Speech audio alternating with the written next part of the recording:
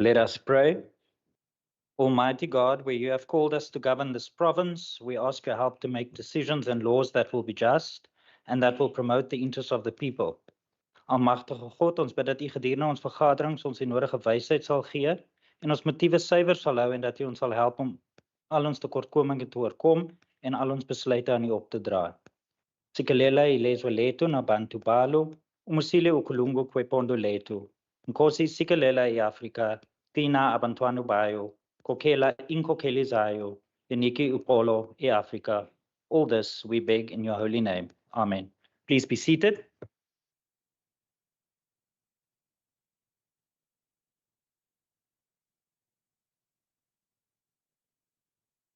Order.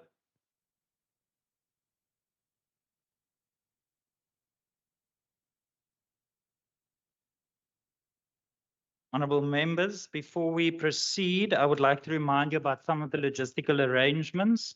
As has been our practice to date, honourable members will participate in the sitting of the House, both from here in the chamber with the presiding officer and the table staff, and via Microsoft Teams. And our standing rules have accordingly been amended to accommodate such hybrid sittings. When a member of this provincial parliament elects to participate virtually and not from the chamber, it is the member's responsibility to ensure that he or she has good quality data connectivity, good quality audio and video, and that there are no disturbances where there are.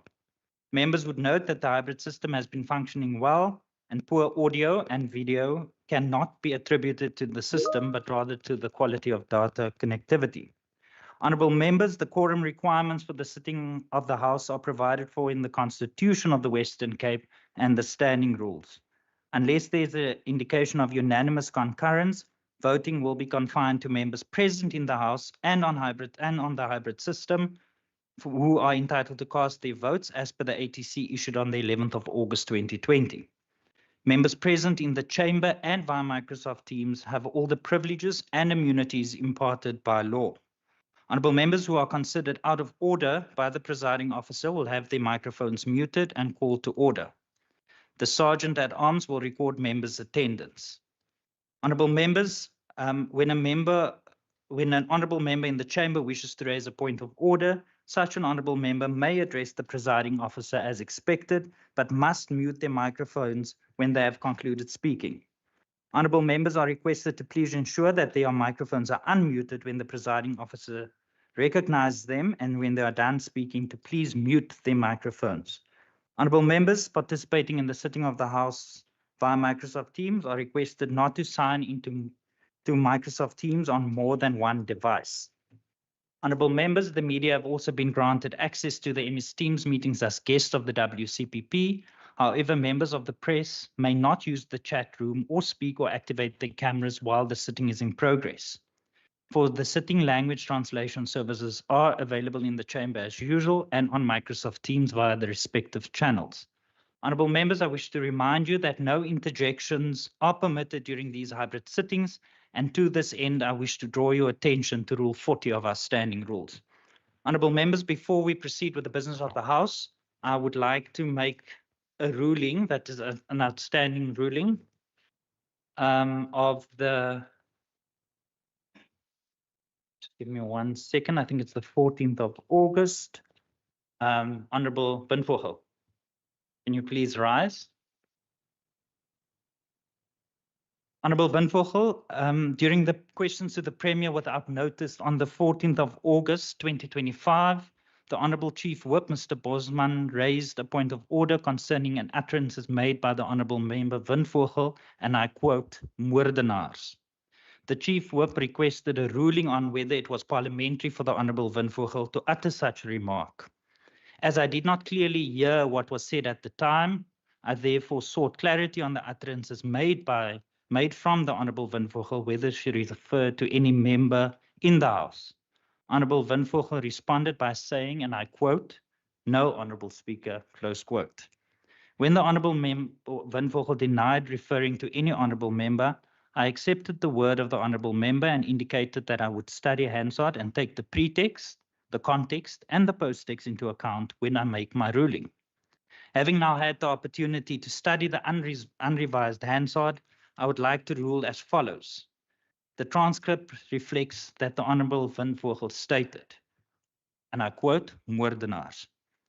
After having consulted Hansard, it is clear that the Honorable Van Vogel's utterances was used with direct reference to the Honorable members on the other side of the House, and the utterances in question reflects negatively upon the character and integrity of the Honorable members in the House. Honorable members are well aware that it is impermissible to make such allegations in the House. I therefore invoke the provision of Rule 58 and accordingly rule that the remark made by the Honorable Van Vogel is unparliamentary and therefore request that the Honorable Van Vogel to withdraw the remark unconditionally. I withdraw, Speaker. Thank you very much. Then, Honorable members, Honorable Van Vogel, another ruling. Honorable members, that's not me picking on Honorable Van Vogel today. It's outstanding ruling, so please bear with me. Honorable member, during questions to the Premier without notice on the 28th of August 2025, a point of order was raised by the Honorable Chief Whip Bosman concerning an interjection by the Honorable Van Vogel, which violates Rule 59. Honorable Van Vogel attended the sitting remotely and interjected that the Premier, who was speaking at the time, must, and I quote, stop lying, close quote. I ruled on the matter at the time and cautioned the Honorable Van Vogel not to transgress the rules as far as interjecting from the hybrid platform was concerned. I also dealt with points of order raised by the Honorable Chief Whip of the Majority Party and cautioned members not to cast aspersions on the integrity of other members. Having now had the opportunity to study the Hansard transcript of the proceedings, I realized that during the prevailing disturbance in the House at the time, there may have been confusion amongst members as to exactly what my ruling was. As honorable members are aware, rulings by the presiding officers are important sources of procedure and must always be clear and unambiguous. I therefore wish to take this opportunity to set the record straight and rule as follows. Members attending remotely may under no circumstances unmute themselves for the purposes of interjecting, but rather use the chat facility to raise their hands if they want to raise a point of order or draw the attention of the presiding officer. It is clear from the record that the Honorable Van Vogel, in an interjection referring to the Premier, was speaking at the time, said, and I quote, "He must stop lying then. He must stop," close quote. Honorable members are well aware that we enjoy freedom of speech in this chamber, but I appeal to members to not abuse this freedom and to refrain from making remarks which could be regarded as offensive, since such remarks are neither worthy of the dignity of the House nor conducive for orderly and effective debate. The remark by the Honorable Van Vogel was directed at the Premier and cast aspersions on the Premier by implying that he is not honest. This was clearly in contravention of Standing Rule 59. A member wishing to bring improper or unethical conduct on the part of another member to the attention of the House must do so by a substantive motion. In the absence of the latter, I rule that the comment made by the Honorable Van Vogel is unparliamentary, and I accordingly request that the Honorable Van Vogel withdraw her remarks unconditionally. I so rule. I withdraw, Speaker. Thank you very much, honorable members. We will now proceed to the business of the House, and I recognize the Chief Whip. Good afternoon, Honourable Speaker. Honourable Speaker, as proposed in the Parliamentary Programming Authority by the Honourable Syed, the Leader of the Opposition, and agreed to by members of the Programming Authority, I move that notwithstanding the provisions of Rule 204, that questions to the Premier without notice will stand over to the next opportunity for questions to the Premier. I so move. Thank you very much, Honourable Chief Whip. Honourable members, are there any objections to that motion? No objection. Honourable Leader of the Opposition. Chair, I had my hand up just after your ruling. And it was not a point of order. It was just, and I think we had and I'm not sure whether the ruling was supposed to come today or it's going to come in another sitting. I had requested clarity, and there was a remark made by the Honourable Mayor. I requested a clarity even at the end of the last sitting about members on this side of the House not having brains. I asked for a ruling on that. So I'm not sure whether you're supposed to give the ruling now or whether that's for, there's still research being done. We'll come back to the House with that ruling. So that's the last of the rulings to be delivered today. I will double check that with the table staff. Also, members, just out of for your noting also, rulings can only be delivered when the member who transgressed is in the House. So normally after the second attempt, we'll inform the honourable members of the intention to deliver the ruling. Honourable members, can I just, for the record's sake, put the motion moved by the Chief Whip? Are there any objections? No objections, agreed to. Honourable members, also on the order paper, we will then move to interpellations as printed on the order paper in terms of Rule 197. I just want to, for record purposes, the first interpellation was withdrawn. So we move on to the second interpellation, and that is the interpellation by Honourable Gainsoo. So before I see the Honourable Minister Mackenzie, Honourable Minister Launt, is that a point of order? No, I just want to congratulate the leader of the opposition. I mean, it's really a sign of a maturing democracy when a ruling gets given and you don't walk out of the house. So big kudos to you, leader.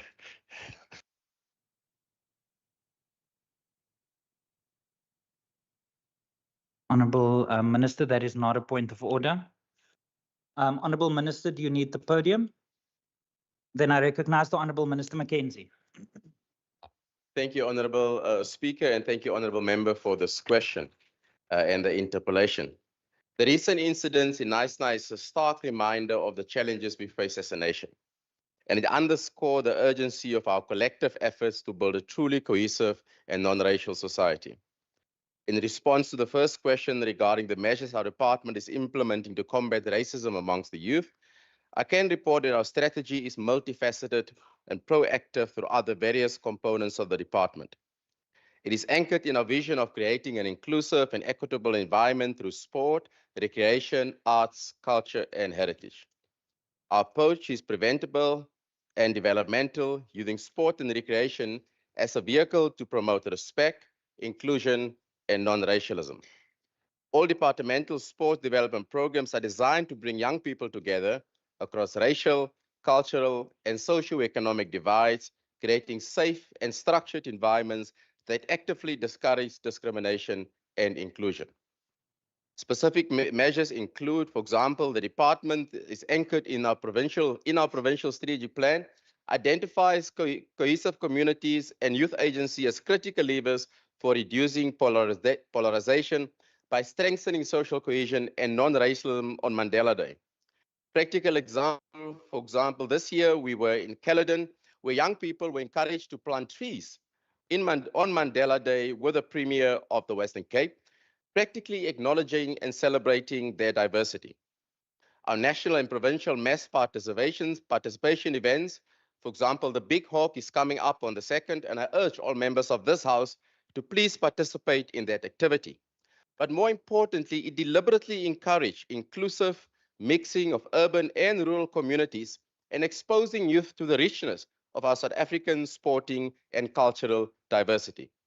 Through our shared and multi-code facilities, such as our facility in Levendale, Beaufort West, and George, we are intentionally designing those spaces as common grounds where people from diverse backgrounds come together. As part of our youth agency, young people from diverse backgrounds came together this year to participate in the National Winter Schools Championship, where, by the way, we won gold. It's a powerful example of how young people from different communities come together, united through sport and shared goals. Our Indigenous Games and heritage-linked sport events promote cultural pride and mutual respect by celebrating traditions of different communities in a non-racial and inclusive manner. For example, in Oudtshoorn, I myself participated in Indigenous game where sadly I didn't win in Drie Klippies and Klip Klippie, but I participated with the young people in bringing them together. Our pathways for sport explicitly aim to foster inclusive communities, enhance social bonds, and expand access to safe spaces where youth interact across historical divide. Through our managed network model, we bring together federations, NGOs, municipalities, and community organizations to co-deliver programs. This model strengthens trust, accountability, and shared values across society. There, for example, I've signed agreement with Northie colleges, which comes into our schools. So we bring those young people who goes to higher education into communities where we come from. Our club development programs support local clubs, league, and festivals to integrate youth across communities, building peer networks through fair play, respect, and teamwork. This, along with our support with federations and athlete development, where transformation targets are built into agreement with federations, ensuring that teams and opportunities reflects the diversity of people across the province. Our mod centers, which is now 315 across the Western Cape, create inclusive environment where diversity is celebrated and racism Honourable is Minister, please conclude. Deputy Speaker, our timer is off. We are aware. I was going to Oh. wasn't going to interrupt you in the middle of it, but that was your Oh, okay. first opportunity. Okay, thank you, Deputy.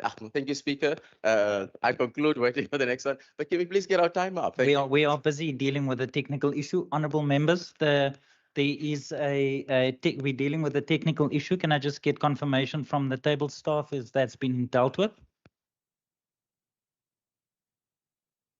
We are still busy with that technical glitch, sorting that out. So, Honourable Ngensu, you will not see the clock on the timer, but you have 3 minutes for your first opportunity.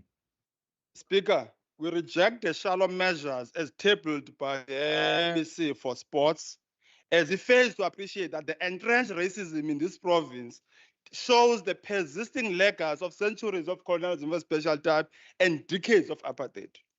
As Speaker, as long as majority Black people remain landless, dispossessed and reduced to scrapper collectors on their own land, as long as they are forced to live in squatter camps, white supremacy will persist and inevitable racism is going to continue. What we see at Knysna High and York School is not an aberration. It is a deliberate reproduction of racist ideology in the minds of the young imposed by the current liberal curricula. Instead of schools liberating our children, they have become chains of mental enslavement. All as forces of the liberation struggle headed by the ANC and including our splinters must wake up and smell the coffee. Wittingly or unwittingly, we are complicit as some amongst us think that our struggle was about participating in these bourgeois institutions and about abantwana bethu going to the schools of the Black elite, the former modesty. Maybe that is why racists in this province have become embodied. For all to know, the essence of our struggle was and remains about fundamental transformation. That transformation means changing property relations so that land and wealth are shared equitably in this province. We must intensify the fight for the distribution of land and wealth. In this province, the DA has normalized and trivialized racism. The youth have watched how the white political elite, that side, promote racism even in this house and labeling some as refugees. Other Black people, it is the same elite that denies systematic Honourable racism. member, please take your seat. Honourable Masipa, is that a point of order? Yes, it's a point of order, Honorable Speaker. What's your point of order? Honorable member on that side is really screaming. We can't hear actually what he's saying. Can you just ask him to speak softer? Thank you very much, Honourable member. That is not a point of order. Honourable member, you may continue. Speaker, I understand the apologies of the apartheid. Combining the problem further, abantwana born under the post-democratic breakthrough are inheriting this toxic ideology. Thus, schools that should nurture democratic citizens are instead producing learners who reproduce prejudice. Let us face it, Knysna High is not the first, and it will not be the last unless we act decisively and alter property relations. Therefore, I put this question to Honorable MEC. What concrete measures is the department implementing to combat racism? What plans does the government have to transform property relations so that the majority Black people gain access to land and wealth? Unless racism is tackled at its systematic rules, it will multiply. Honourable Unless member, please the conclude. racialized Time has inequalities expired. that still define this province, racism would continue to poison our schools. And the MEC, we could not Thank- refer to him because thank- he has Thank you very much, Honourable Member. You're going to get another opportunity. You're going to get another opportunity. I recognize the Honourable Van Minnen.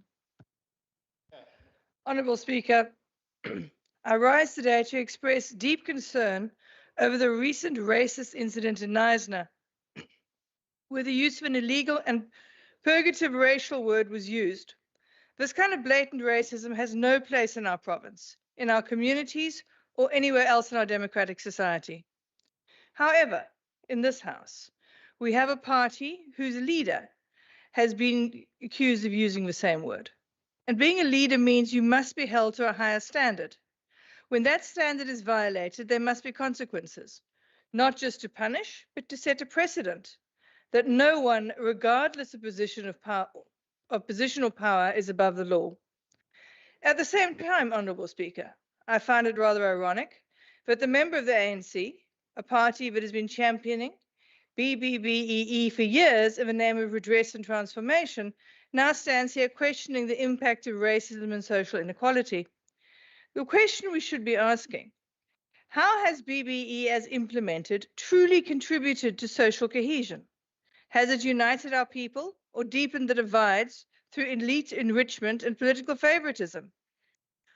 Honourable Speaker, if we are serious about building a non-racial inclusive society, then we must ensure that racist behaviour, whether by a child, an adult, a student or a politician, is met with swift and meaningful accountability. Only then will we show our young people that racism has consequences and that our Constitution is more than just words on paper. It's a living promise of dignity, equality and justice for all.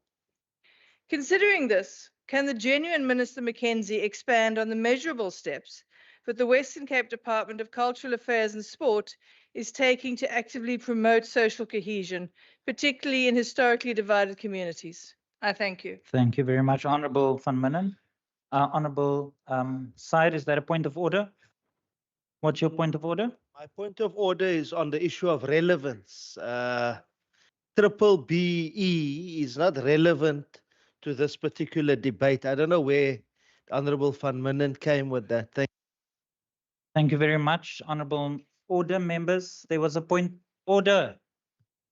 Order. Order. Honourable members, there was a point of order. Honourable Leader of the Opposition, I listened to that contribution and it was very relevant to the contribution. So that is not a point of order. We will continue. Order. Honourable Ngensu, your second opportunity for 3 minutes. Members, we are trying to sort out the digital clock. So I will inform you as soon as that is done. But in the meantime, if you can please just also put your own timer on. Thank you very much, Speaker. Claims by the MEC that their proactive measures are baseless and unfounded. Evidence of our claim that the racism is entrenched in this province is found in countless reports by the Human Rights Commission. One report revealed that between April 2022 and January 2023, the Western Cape received about 123 cases of racism, whilst KZN 78 and Gauteng 73. Just 5 months ago, another racist scandal erupted at Pinelands High. Learners filmed a mock slave auction, selling off their black classmates. As if that was not enough, in Table View, a white substitute history teacher used the K-word during grade 12 lessons. All this happened here in the Western Cape. That's the question. What is the DA provincial government doing to deal with this question? Because racism is part of the core of the values of the DA, we must not expect meaningful response. But let me speak directly to Honorable Mackenzie. Seleku, Masipa, Batman, Philander, Boysen, Bob, do not delude yourselves. Honourable Ngensu, please take your seat. Order. Honourable Order members, there's a member on the floor. Honourable Chief Whip, is that a point of order? Yes, Honourable Speaker. If the Honourable Gwensu can please speak to our members through you, as per the rules. Thank you very much, Honorable Chief Whip. That is indeed correct. Honorable Member, please address the chair. You remain political ornaments and tokens willed out to soften the DA's racist image and harvest black votes while real power going to sit comfortably in the hands of the Honorable minority. Ngensu, please take your seat. Honorable Minister, is that a point of order? Yes, Chair. In terms of Rule 59, I would like to know who the member is referring to when he's calling ornaments. Thank you very much, Honorable Minister. I don't know, Honorable Member, did you refer to any member of the House as ornaments? Order. Wait. Honorable Ngensu, order. Did you order? Honorable members, there was a point of order. I'm giving the member an opportunity. The Honorable Member, did you refer to any member in the House as an ornament? Theories in politics are constructed. Just answer my question. Did you refer to anyone in the House as ornaments? A political statement was advanced to make a particular political point in the political institution. Order, honorable, order. I do not need assistance to the chair. I really don't. Honorable Ngensu, can you just Speaker. order? No, Honorable Ngensu, I'm not done with the point of order. Can you just answer me? Did you refer to anyone in the House? I advanced a political argument about the existence of political ornaments. Okay, perfect. And in that case, I cannot, I've given the member an opportunity. I will revert to Hansard and come back to the House with the ruling. Honorable Chief Whip, is that a new point of order? Order. No, Honorable Speaker, it's not. Honorable Leader of the Opposition, is that a new point of order? Chair, just a point of clarity, Chair. I mean, my understanding is ornaments is not a negative term. I mean, I love ornaments. I've got ornaments in my office as well. Order. Honorable Chief Whip, order. Order. Honorable Speaker, in terms of parliamentary practice and in terms of the practice of our rules, an ornament is classified as an item that is useless and of no value. And if the Honorable Syed feels that indeed he has ornaments in his office, that's something that he needs to internalize. But unfortunately, he cannot refer to other members Order. as being ornaments. Order. Order.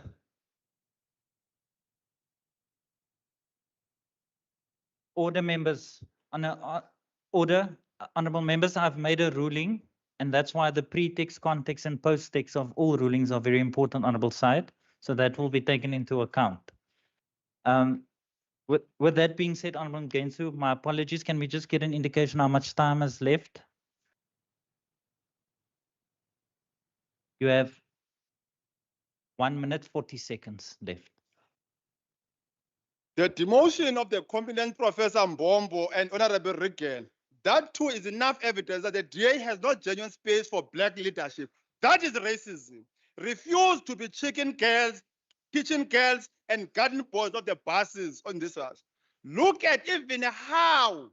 Order, honorable members. Order. Honorable Minister, is that a new point of order? What's your point of order? Speaker, in terms of Rule 59, a new matter has arisen. The member Mbombo was referred to, and after being referred to in terms of demotion, people were called kitchen girls. So I want to know whether the member referred to anyone in this house as a kitchen girl. It is Order, members. Order. Honorable Ngensu, did you refer to anyone in the House or any honorable member as a kitchen girl? A political statement was made to advance a particular theoretical argument. No. On a order, members. The prof to help us, maybe. Let's ask the prof, the academic prof, to help us. Honorable Ngensu, did you refer to any member on a serious note as a kitchen girl and a garden boy in the House? A political statement was made to advance a political argument about the existence of kitchen girls and garden boys. So am I correct by saying you did not refer to anyone in the House? a political statement was made to advance a particular theory, as theory is a product of one's observation. All right, in that case, I will refer to Hansard and come back to the House. Honorable members, order. No, that's unparliamentary. You can't sing in the House. Honorable members, can I please remind you that we are all honorable members in this House and we must respect one another and treat each other with the respect that comes with the decorum of this House.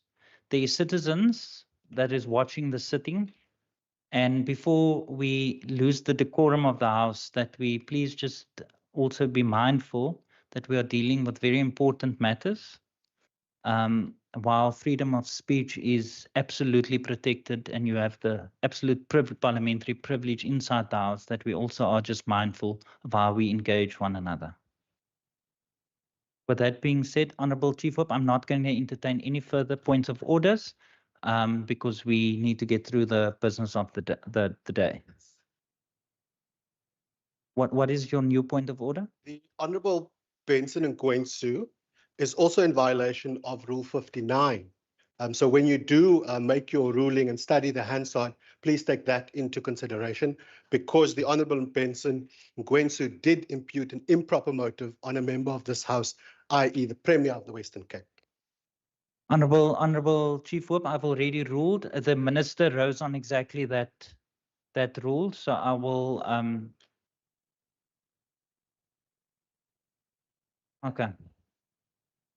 I will order. Honorable Gensu, can I, before I recognize you, how much time is left from the table staff? 1 minute, 23 seconds. You may continue. Racism manifests itself in different forms. Even how we approach debates, even how we do sitting arrangement, bracketing black leadership with white leaders is part of racism. Anywhere, whether in the House, in cars, or what have you. Speaker, condemning racism without action is meaningless. What we need is bold interventions altering with property relations. Chair, Speaker, alongside structured, when racist incidents occur, restorative justice must be prioritized. Offenders must be compelled to confront the harm they cause, reflect on history, and make amends. Schools must become spaces of rehabilitation, not prejudice. Teachers and leaders must also undergo comprehensive training to detect this thing. Lastly, permanent anti-racism desk must be established in schools in partnership with civil society, COSAS, and human rights commission to provide advocates, monitoring, and preventive measures. Abandoned Ambassadors and Jaws and every town in this province deserve to inherit dignity, equality, and hope, not hatred. It is only.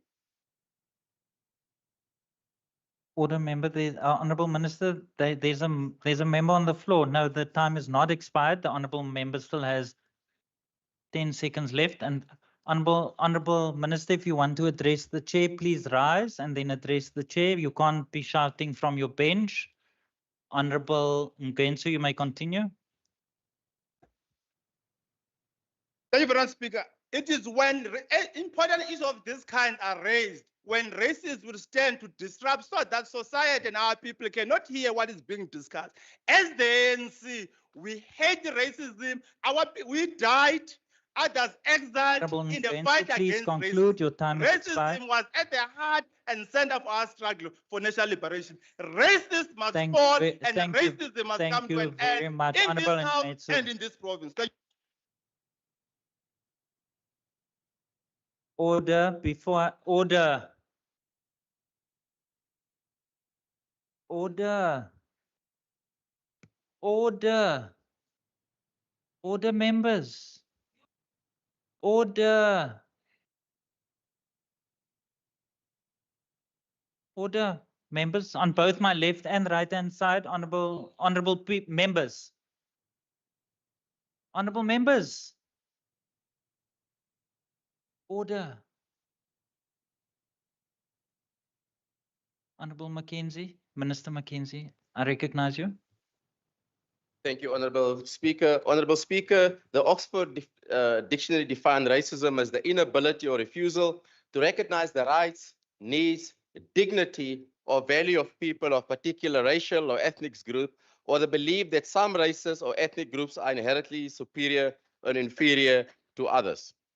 So by calling people ornaments, calling them names, referring to them as petty girls, that is the definition by the world's greatest dictionary, the Oxford Dictionary, of defining racism. And actually, it's quite sad. The honorable member took the debate to the land issue. Let me tell him quickly something that I just picked up from a note I made 3 months ago on my notes. I was thinking about it when I was walking my dog. It's about the land issue. The honorable member must join me one day in District 6, because that's the day I walk there, to see how people are being deprived of their original land. Now, that is the ultimate Oxford definitionary of racism, depriving people of their dignity, of their land. After 30 years, the people of District 6 still don't have their land. And the party solely responsible for that is the African National Congress. That is blatant racism. That is unconscionable. The honorable member talks about not promoting racism. Of course, no one in this house promotes racism. We want to be dealing with it. We actively allocate funding to what they are not doing. We've just translated the tennis rule book into isiXhosa. We're bringing people together, social inclusion. Google the other provinces. Where have they transferred it to other languages? Nowhere. Because they don't like bringing people together. It suits them to keep people divided. The Western Cape government don't take this lightly. We use public funds to serve the public good. We put strict checks and balances in place to ensure funded organizations remain accountable, deliver measurable outcomes, and align with our vision to promote social inclusion, to cultural expression, and community building. To this day, I was a member chairperson of the Standing Committee on Cultural Affairs, where the traditional courts bill was in front of Parliament. 6 years ago, the San and the Khoi people have zero recognition. Who was responsible for that? To vandag, what is today's date? The 11th of September, the African National Congress. Using the Oxford definition of racism, depriving people of their dignity, of their land, is the ANC. The Khoi and the San has not been recognized to this day by the African National Congress. Asaskanner. That is the true definition of blatant racism by the African National Congress. So it's hypocritical that a member of the Communist Party raises this, because for decades they were in this cabinet when two key things were not done. The people of District 6 don't have their land, the Khoi and the San don't have their recognition, but in other cultures, KwaZulu-Natal, Mpumalanga, Amalet alles, that shows their hatred for the people of this province, their hatred and denialism. That what it Order, shows. They must Minister, give please take your seat. their land. They must give the Khoi and Honorable San the Minister, recognition. please take your seat. Order, before I recognize the Honorable Leader of the Opposition. Order. Order, members. Honorable Side, can you please rise? Order. Order, there's a member on the floor. Honorable Side, what's your point of order? Can I? Order. Both sides, members on my left and right hand side. There's a member on the floor. Order. Honorable Side, I recognize you. Thank you very much, Honorable Speaker. Honorable Speaker, we need to be consistent. I rule I rise. I'm not ruling. You are in terms of Rule 59. The Honorable MEC referred to the Honorable Benson as a racist. Now, that's casting aspersions. I would like you to, if you can't rule on it now, I would like you to refer to Hansard and come back with the ruling. Thank you. All right, perfect. As part of being consistent, Honorable Minister, did you in fact refer to Honorable Ngenso as a racist? No, honorable member, I was reading other definition of a racist. Okay. No, I did not. In the Order. I will revert to Hansard and then come back to the House with the ruling. Order. Honourable Minister, you may continue. Thank you, Honourable Speaker. I was reading the definition, the Oxford definition around it. But the Western Cape government take this matter very seriously. That's why we have funded programs in the Department of Cultural Affairs and Sport in building social inclusion, building social cohesion. So the big hawk is in October. And Speaker, if it's a ruling by your choice, I would appreciate it that all members must come and participate so we can build social cohesion. Thank you. Order. Thank you very much, honourable members. That brings us to the end of interpellation number 1. We then move on to interpellation number 2. Before I recognize you, honourable minister, do you need the podium? I then recognize honourable Minister Bradell. Thank you, Honourable Speaker, and thank you to the Honourable Member for the interpellation. What are the current challenges faced by hung municipalities across the province? The problem with hung municipalities, normally the pursuit for power by the various political parties instead of serving their communities. So it becomes a system of power. The changes as a result of political parties alignments. So we speak to king-making politics. So one member in a council tried to become a kingmaker. And again, it's the power of politics and not the power of service delivery. Then motions of no confidence, primarily against the executive mayor, the deputy executive mayor, and the speaker, causes instability within councils.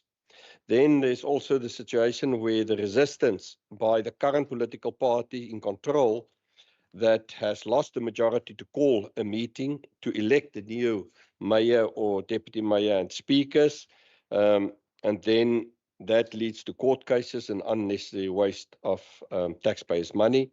The election of a new executive mayor and deputy mayor and speaker, this filters down to the administration, whereby disciplinary actions are instituted against senior municipal managers and often led to the resignation of senior municipal managers.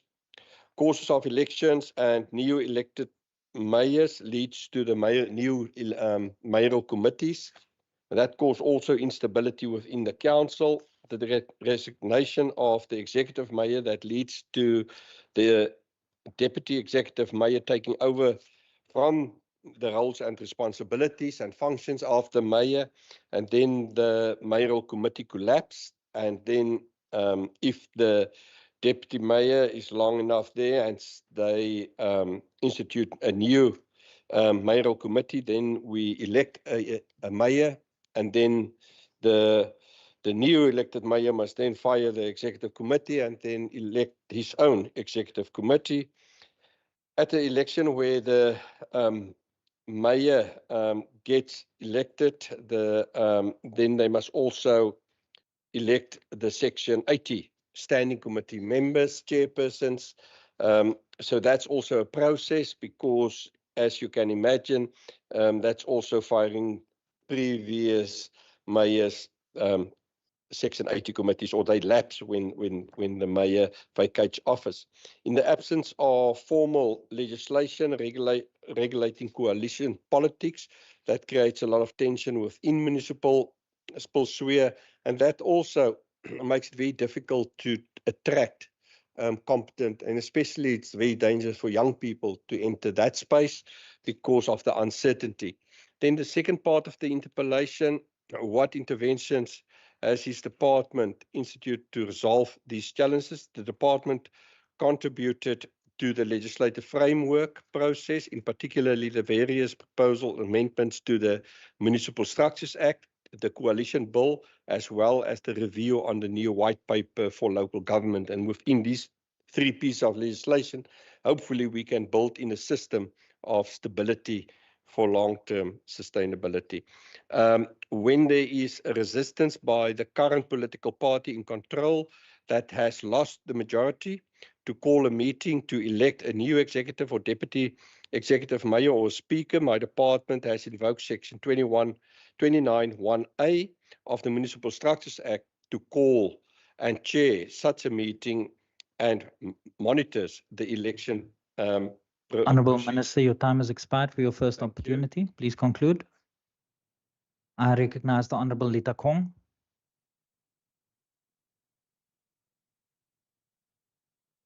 Thank you, Speaker. The 2021 LGE in the Western Cape provided us with a synopsis of what the phrase blowing winds of change entails.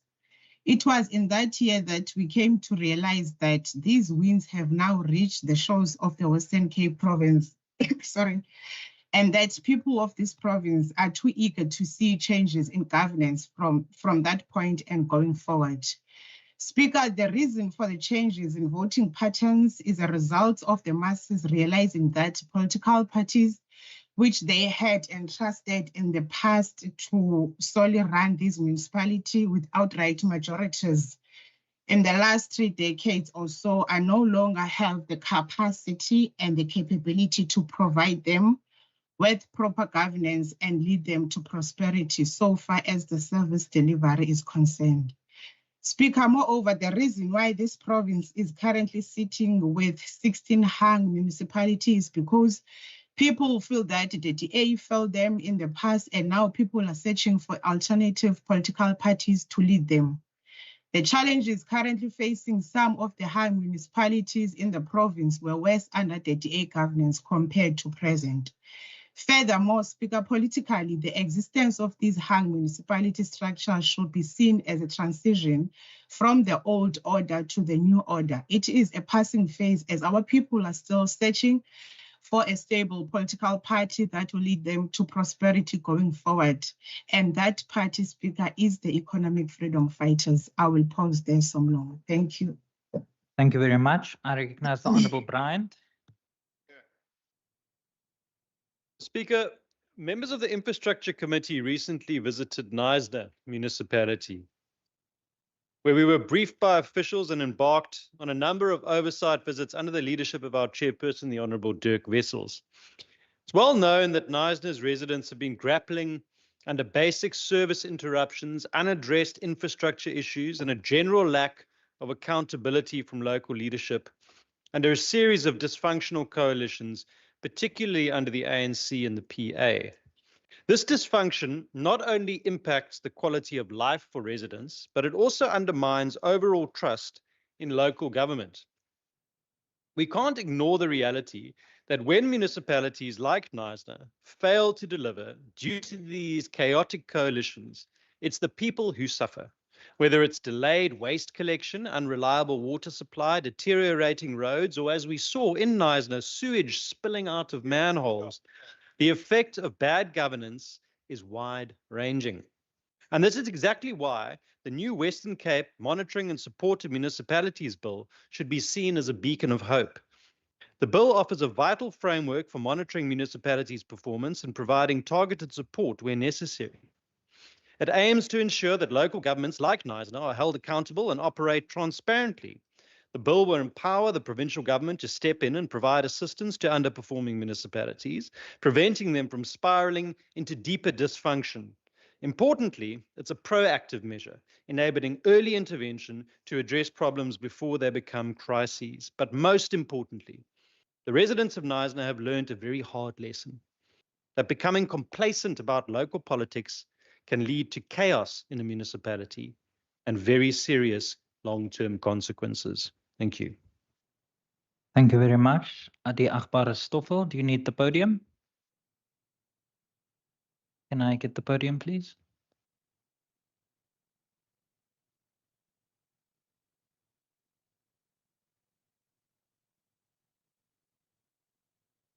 Order.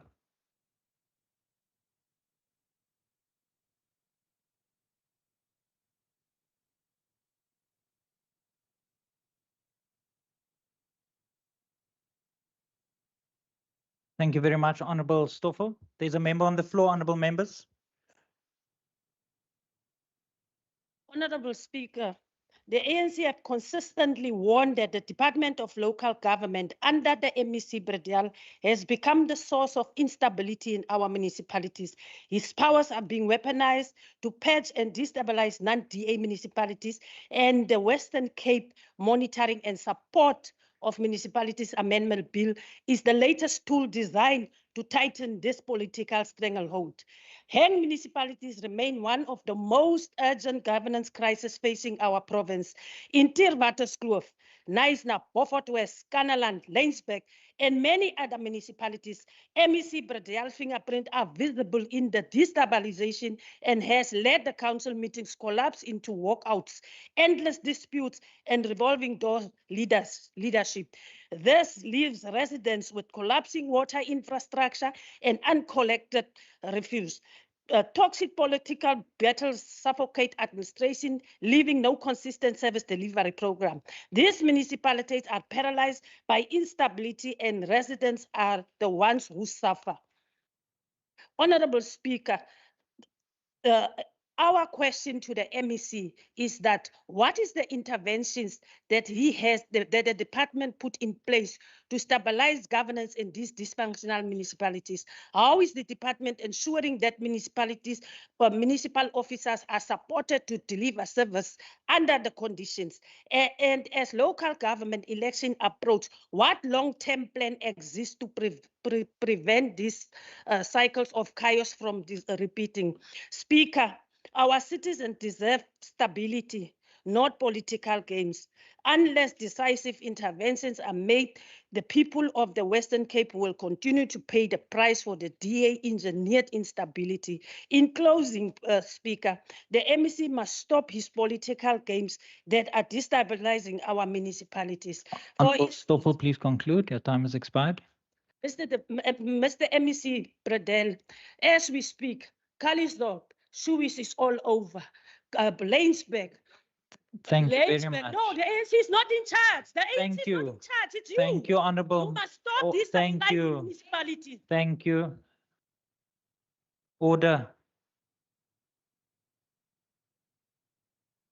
Order. Honourable members. Order. Order, members. The next speaker, is Honourable Lita Kong. Honourable Lita Kong. Thanks, Speaker. It is indeed true that high municipalities in the province have challenges in certain respects, more especially when it comes to service delivery. But these challenges are not only applying to high municipalities, they are also prominent amongst the same municipalities run by the DA in the province, which also includes the City of Cape Town Metropolitan Municipality. One does not have to look far on that score. The city has deliberately neglected the people of Kraaifontein, who must continuously navigate through permanent sewage spiller as a result of non-service sewage infrastructure that is old and dilapidated. The reason why there is an escalation of crime in the area is also a result of lack of maintenance of street lights, making it difficult for the police to navigate their way at night. However, Minister, you are too quick to send intervention letters to municipalities that are not run by the DA, such as Knysna, due to a reason that is no longer run by your party, but run by a multi-party governance coalition that made up of all the parties. Yourself and your own party, the DA, happen not to like. In conclusion, the second part of my main question dealt with the kind of intervention which your department has initiated against hung municipalities which are facing challenges. Now, my question is the following: how does the minister exercise executive restraint in making sure that party politics does not cloud his judgment, and when dealing with municipalities not run by the DA in the Western Cape? Thank you, Speaker. Thank you very much, Honourable Member. I recognise the Honourable Minister. Thank you, Honourable Speaker. Didn't expect much from this interpellation, to be quite honest with you. Honourable Speaker, that we sit with a democracy and it's people's choice who they vote for. And then we need to deal and manage the outcome of that. Obviously, coalitions is not ideal and it's very difficult. There's something new for all of us. So we work our way through that. There's no political interference from our office because, and I understand the ANC where they're coming from and other parties because they don't operate like us. They don't have systems in place. For us, it's all about the residents and how do we get good governance there, even if they didn't vote for us. So the Knysna example, Honourable Dave, thank you for putting that on the table, of pulling that out, but I really cannot understand why the member of the EFF is mentioning Knysna, because they are in coalition in Knysna. A municipality where Zurich is running into the lagoon, where they in court, and it's a disgraceful comment that we sabotage that. It's a lack of infrastructure, lack of investment in infrastructure. If the honourable member will go there and walk the pipes, they will see that it's not it's vandalism through their own parties. It's infighting. That's the cause of that. They cannot provide water to the residents because of a completely irrational design of the water system. They connected all the reservoirs onto one another. So if there's not water in the first reservoir, all the others also run dry. So it's a complete, just silly design but that's the kind of people they employ to do the work there because it's cadre deployment. So the whole municipality is busy collapsing. And if they want to dispute me trying to put them under administration, I will invite them all for a swim in the lagoon. We can go and swim in the lagoon after I give them the equal light counts and see to it if they will come out of that. So, Honourable Chairperson, to bring politics in this is just silly, to actually be quite honest with you. Because it's not about politics, it's about governance. It's about failing to service the communities.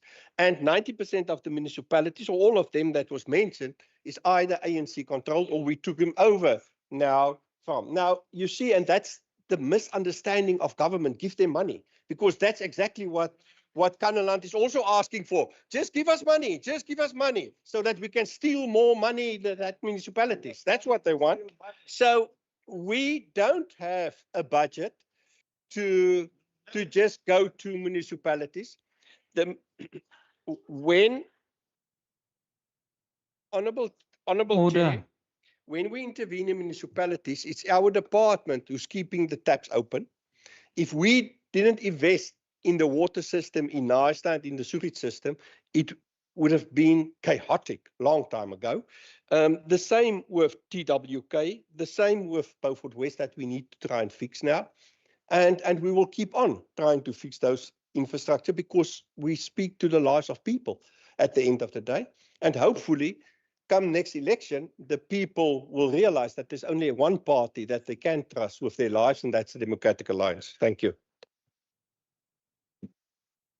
Thank you very much, honourable members. That brings us to the end of interpellations in terms of Rule 197. We now move on to to questions for oral reply in terms of Rule 202. I wish to advise the honourable members that once the honourable minister has concluded the first response to the question, then you can put up your hand. I know that in the past we used to do it when the minister or the premier starts to speak, but logic dictates to me that you need to hear the answer first before you can determine if you have a follow-up question or not. So once the minister has concluded that first response, the first opportunity will be provided to the questioner, and thereafter 3 additional follow-ups per question. I recognize the Honourable Minister Meyer.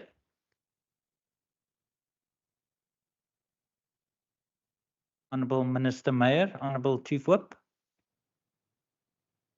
Honourable Speaker, I'm not sure whether the questioner engaged with the Minister Mayor's office engaged with the questioner, but there was a conversation that I was part of via email where it was asked for the question to stand over as Minister Mayor submitted an apology today because he's attending NAMPO, but I will just double check whether there was a conversation. And I do ask that that question perhaps stand over until Minister Mayor is back in the House. Perfect. Honorable Chief Whip, Honorable Leader of the Opposition. Thank you, Chair. Maybe could member, I'm not sure whether this is for member Masipa or the leadership of the DA, because they are both in the same party. I would have thought, just want to, if they would have had a, or not unless there's some other tensions between the, yeah, thanks. Thank you. Honourable Speaker, through you, Order. I'd be more than happy to respond to the Honourable Syed. Unfortunately, we don't practice the No. same ill discipline. You do not need to respond, Honourable Chief Whip. Honourable members, there has been an apology submitted for the Honourable Minister Mayor, and therefore I will move on to the second question on the order paper. Honourable No, Chair. Genso. Okay, thank you very much, Chair. No, we're not sure. Is he not in Taiwan, maybe? That's not a point of order. Honourable, I recognize the Honourable Minister Bradell. Honourable Speaker, thank you to Honourable Bryant for the question. Cape Nature has concluded the investigation and the case has been registered with the National Prosecuting Authority. It is expected to proceed to court shortly. Please note that the name of the accused cannot be made public until the formal plea has been entered. The B part, Cape Nature continues to work proactively to prevent similar incidences through the following approaches. Firstly, community engagement and awareness. Cape Nature works with partners in the landscape to engage the farming community through awareness workshops focused on predator management. As part of these efforts, staff distributes informal booklets titled Guide to Damage-Causing Animals Management to support knowledge sharing awareness to the community. The second one, by Extension Services, off-reserve Extension Services regularly interact with farmers regarding the control of damage-causing animals, including protocols to follow as a Cape Nature policy or legislation and hunting proclamation requirements, communication with farmers around the specific challenges of managing leopard damage-causing incidences is ongoing, and Cape Nature regional officers and personnel in the landscape are known to the neighboring farming community, and they interact and communicate on a regular basis, especially on ethical issues within this domain. And then lastly, stakeholder collaboration. Cape Nature partners with non-profit organizations who play a pivotal role in raising awareness through various platforms, including social media, helping to reinforce legal and ethical wildlife management practices. I thank you. Thank you very much. Honourable Bryant. Thank you, Speaker, and thank you to the Minister for the response. It is very heartening to hear the swift action that's been taken by Cape Nature as an entity of the Western Cape government. In follow-up, I would like to ask how broad an issue and how big an issue is poaching in general within our Cape Nature facilities, and is this something that the Minister believes they have a handle on? Thank you very much. I wish to caution members that you are allowed one follow-up question. Minister, I'm not going to dictate how you respond to that question. Yeah. Thank you. And thank you to the honourable member. Yeah, to be quite honest, I think I share his worry about poaching in general, and it's wide, especially these days our plant species, our biodiversity gets stripped. And Cape Nature is very much hands-on, but we do have limited resources, and it's a big province that we need to cover. They manage 1 million hectares of biodiversity. You can just imagine to manage that and to control that. But with new technology, camera footage, partnerships, helping to keep an eye on things, it helps a lot. On these kind of things that happened with the leopard is very sad, and especially the way it happened. And obviously, but what I can also pick up, it's where a lot of farmers and people work with us to protect the species, because in the West Coast now there's a leopard and they will share the photos and the video material and ask people, please keep safe and don't harm this animal, because they want it in the area and they want want to protect it. So overall, I think we got a handle on it, but with limited manpower and limited resources, it can get out of hand, and we must especially keep an eye on our biodiversity. Thank you. Thank you very much, Honourable Minister. Honourable members, are there any further follow-up questions? Can I just get an indication from the table staff if there's no questions online?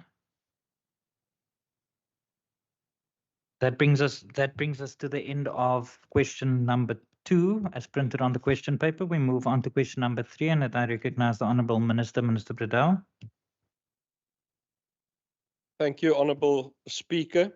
Thank you to Honourable Bryan for the question. Cape Nature is committed to ensuring that all biodiversity conservation activities within the Western Cape are managed responsibly and in accordance with the broader national conservation framework, while the threatened and protocol species TOPS regulations under the National Environment Management Biodiversity Act, NEMBA, are not directly implemented in the Western Cape. Cape Nature regulates hunting and related activities under and in terms of the Provincial Nature Conservation Ordinance, and make every effort in administering the Nature Conservation Ordinance.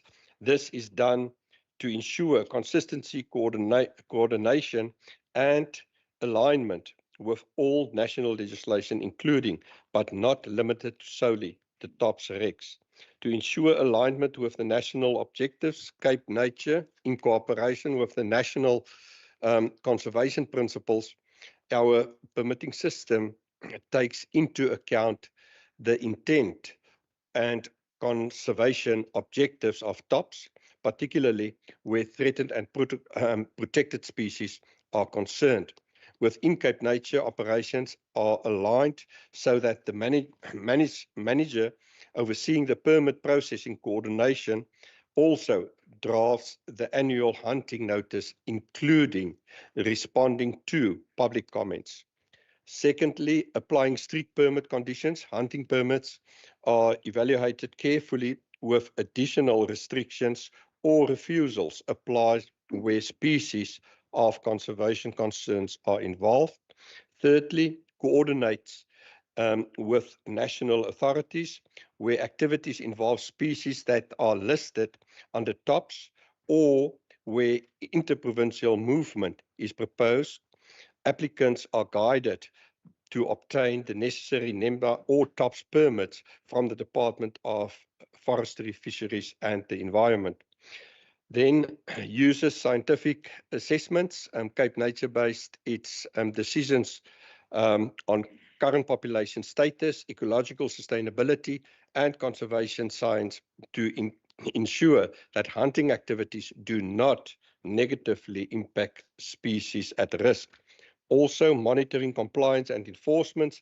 Dedicated conservation officers conduct regular monitoring, compliance and enforcement activities to ensure that permits are used responsibly and that national conservation priorities are upheld in practice. Thank you. Thank you very much. I recognize the Honourable Bryant. Thank you, Speaker, and thank you again to the Minister for the comprehensive response. Minister, you've answered one of my questions already, but in follow-up, I would like to ask, in terms of public interaction, how can the public engage if they feel that there has been a transgression or if they would like to make any inputs in terms of the process of granting these permits? Thank you very much, Honourable Minister.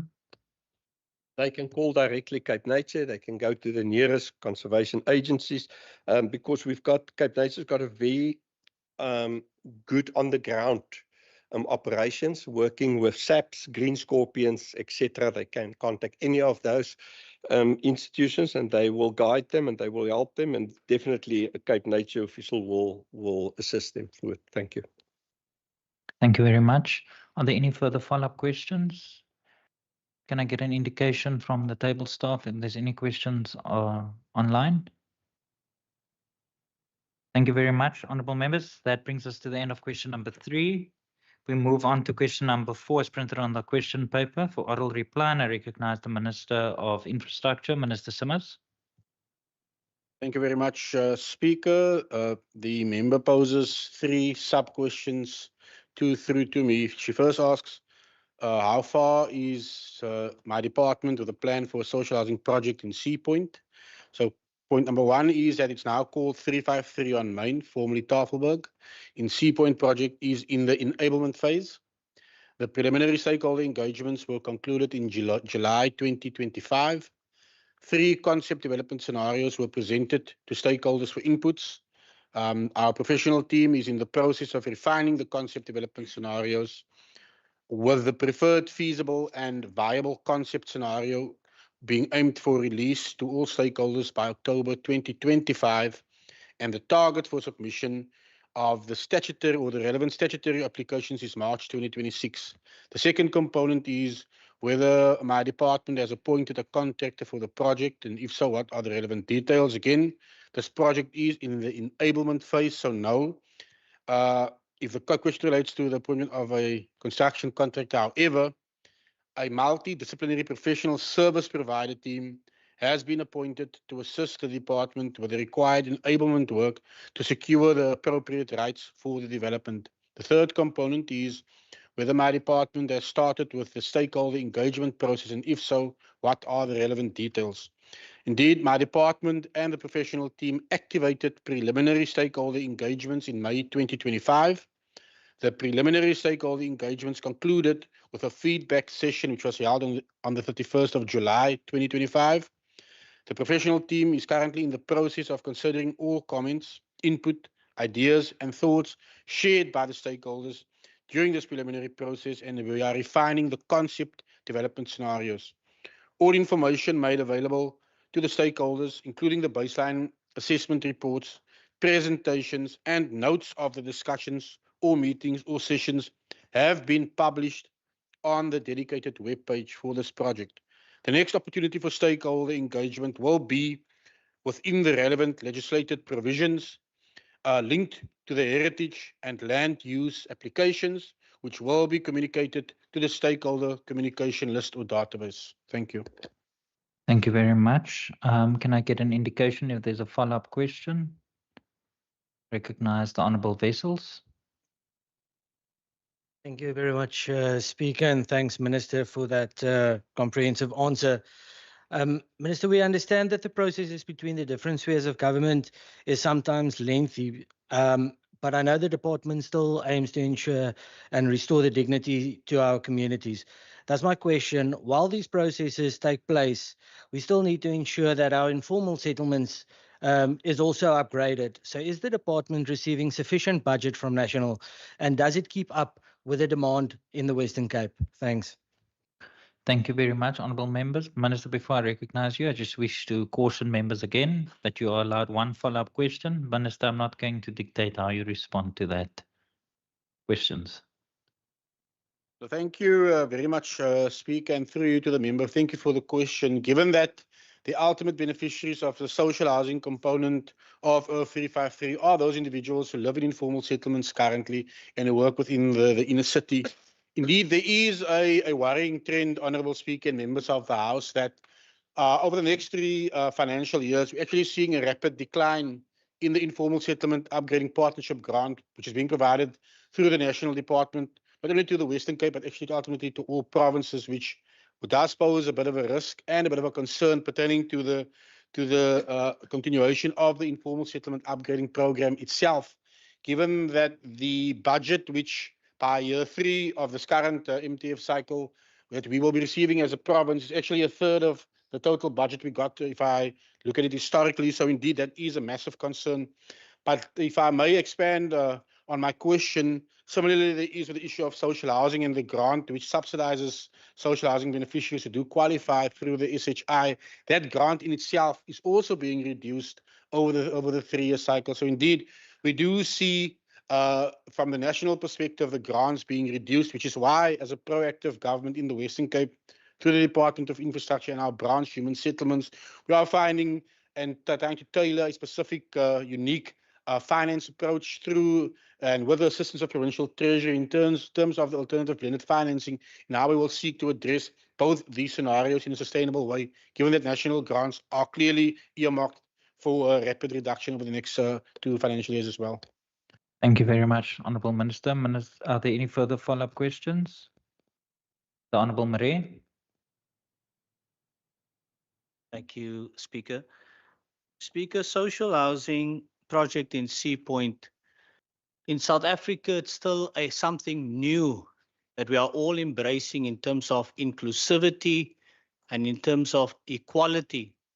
I just want to know from the Minister, if he is satisfied that the plans regarding social housing in Sea Point will also address the concerns raised by the affected communities in Sea Point regarding their properties, the valuation of their properties, etc. Thank you. Thank you very much. Again, honourable members, you are not allowed to solicit an opinion when you ask a follow-up question. And according to my understanding of the word satisfied is soliciting an opinion from the minister. Again, I just want to put it on record. Minister, I'm not going to dictate how you respond to that. Thank you very much, Honourable Speaker. And through you to the member, I actually understand what the member is trying to ask me. Given that there is this misperception of what social housing is, first and foremost, and secondly, what its implications are when the provincial government actually implements it in areas which previously did not seek to welcome individuals who earn within a specific cohort, which is targeted through social housing. And I'll use an example because 0353 on mine is earmarked specifically for social housing, a component of that site, which speaks to workers who ultimately have to travel and work in town. The misconception, sadly, by a number of individuals, not just in the specific projects sub-council where we are in, and I'll use Botasig as another example where there are three phases of a social housing project within a similar type community. It did not affect the value of the housing. Instead, our bulk infrastructure investment across all three phases, we have the data to prove this. Actually, we saw an increase in the housing value of those surrounding communities because there's a misperception that social housing is RDP or BNG housing, which it is not. It is an affordable rental option, and the Social Housing Institute, who is then appointed by the successful implementer of the project on that specific site, manages the maintenance and so forth, which is, again, a third misperception people have pertaining to social housing. So to bring that back to 353 on mine, again, it's the portion of the site which is earmarked, and a portion of that specific site is earmarked for social housing. And the feedback reports or the preliminary reports I've received back after the number of sessions that we have had, it's actually very constructive. It is welcomed by the host residents within the sub-council. There are a few NIMBYs who do not want to see this, but the positivity is far outweighed versus the negativity, given that it's their general workers, their gardeners, and that are actually going to benefit from this project on 353 on Main. Thank you. Thank you very much. Honourable members, are there any further follow-up questions? Can I just get an indication from the table staff that there's no questions online?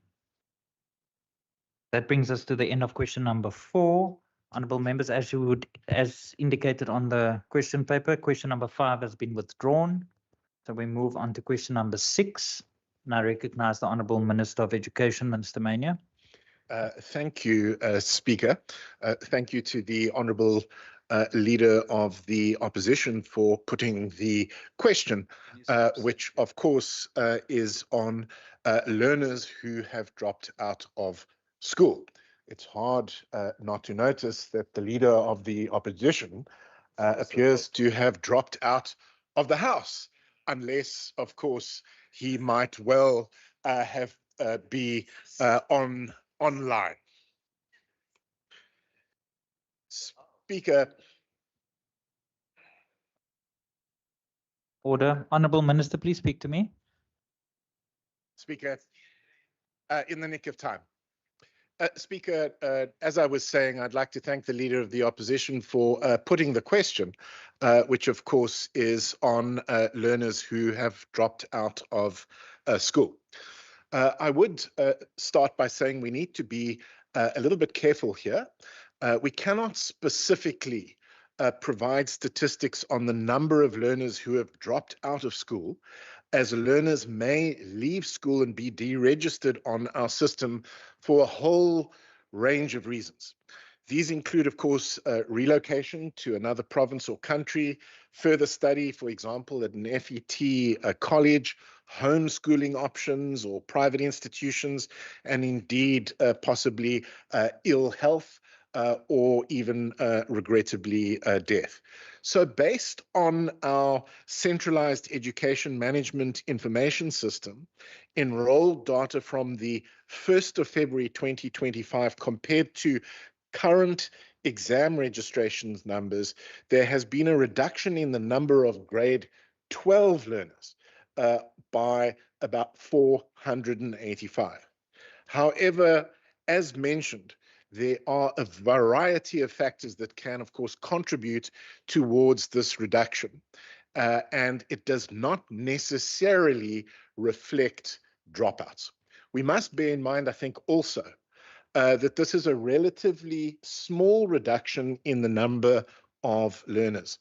This year, we currently have a record number of learners in grade 12 registered as full-time candidates to write the NSC grade 12 exam at the end of November. This year, a record number, 67,605 candidates are registered to write, in comparison with 64,394 candidates last year. But I think another key point, Speaker, to bear in mind is that if a learner has dropped out, this is not the end of the road. Anyone who has left school has an opportunity to complete their matric and can obtain support from community learning centers and also access our e-learning resources, which of course are available in public.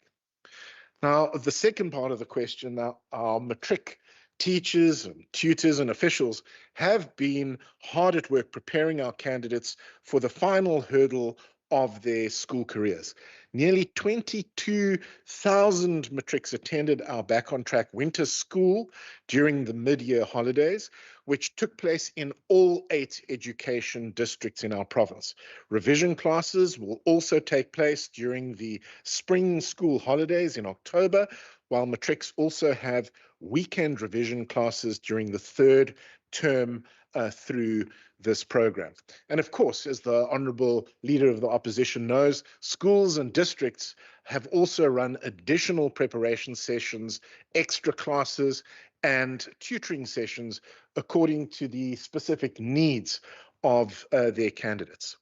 Our annual matric support booklet has been delivered to schools, which contains past matric papers in high enrollment subjects, administrative details like the exam timetable and pass requirements, study tips, and of course, advice for post-school studies.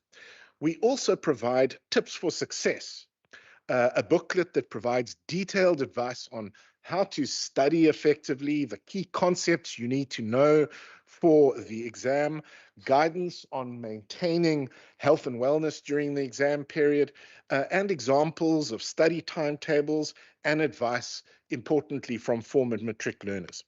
And I actually would like to show members a copy of this booklet because it really is, I think, an exceptional resource for our candidates. And I would really encourage candidates to download a copy of matric support from the WCED's website. These are really, I think, world-class documents which support our matrics to prepare for the exam. We, of course, have also collected a wide variety of e-learning resources to support our matrics, including past papers, memos, video lessons, content summaries, and study guides. And of course, these can all be accessed on the WCED website and, of course, on our e-portal.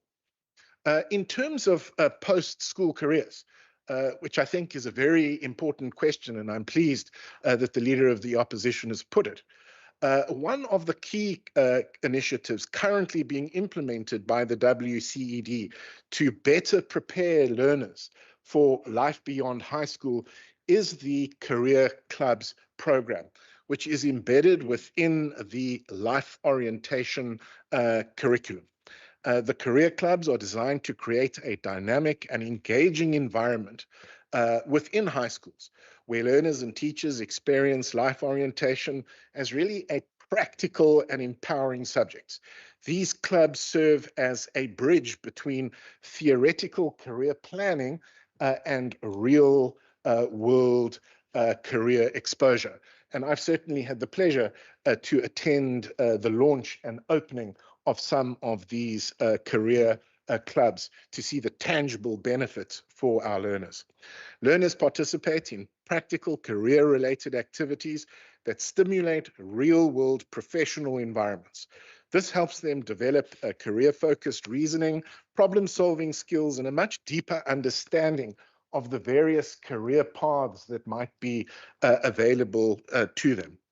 Our department also this year hosted a Youth in Action Career Expo, which attracted a record 11,500 attendees earlier this year, which is double the number from 2024. Our life orientation team hosted the event in partnership with the Cape Town International Convention Centre's marketing team, and the event provided a platform for young people to explore career paths and connect with opportunities. And I think this is very important work. Of the 171 institutions participating, offering education, training, bursaries, and employment opportunities. This included institutions even from outside the province, the Northwest University, the Free State University, Rhodes University, and Focus Air, an aviation school in Durban, where they had the opportunity to showcase their offerings to our learners. The WCED also, of course, has a relationship with our higher education institutions and technical, vocational, and education training TVET colleges, where learners also attend career exhibitions. The national and provincial education departments also promote entrepreneurship through an E3 program. The program focuses on 3 pathways learners will follow after school: entrepreneurship, employability, and of course, further education. Entrepreneurial thinking is promoted across subject disciplines, acknowledging that learners may pursue becoming entrepreneurs. So I hope that honourable members in this House will acknowledge, I think, some of the outstanding work being done by our department to support the matric class of 2025, but also to better prepare our learners for life beyond school. Honourable members would also know that today is 40 days until matric exams begin.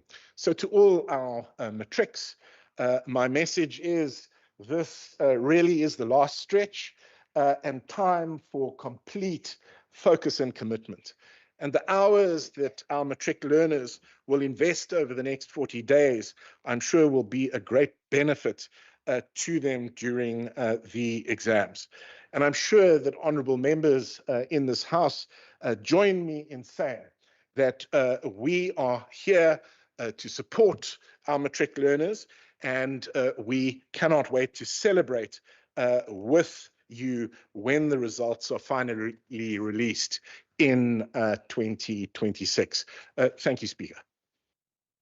Thank you very much. I recognize the Honourable Syed, then Honourable Bryant, and then Honourable Van Wyk in that order. No, I thank you, Honourable Speaker, and let me thank my colleague, the Honourable MEC, for a comprehensive response, quite comprehensive, and I think the spirit within which he responded is also taken very positively. But just to, I mean, I would have liked some more detail and just the variance. I think, look, the issue around the matric or dropouts, but beyond just matric dropouts, the dropout rate, something we've experienced particularly, yes, in areas which are gang infested, it feeds into crime, but also schools in rural communities in particular.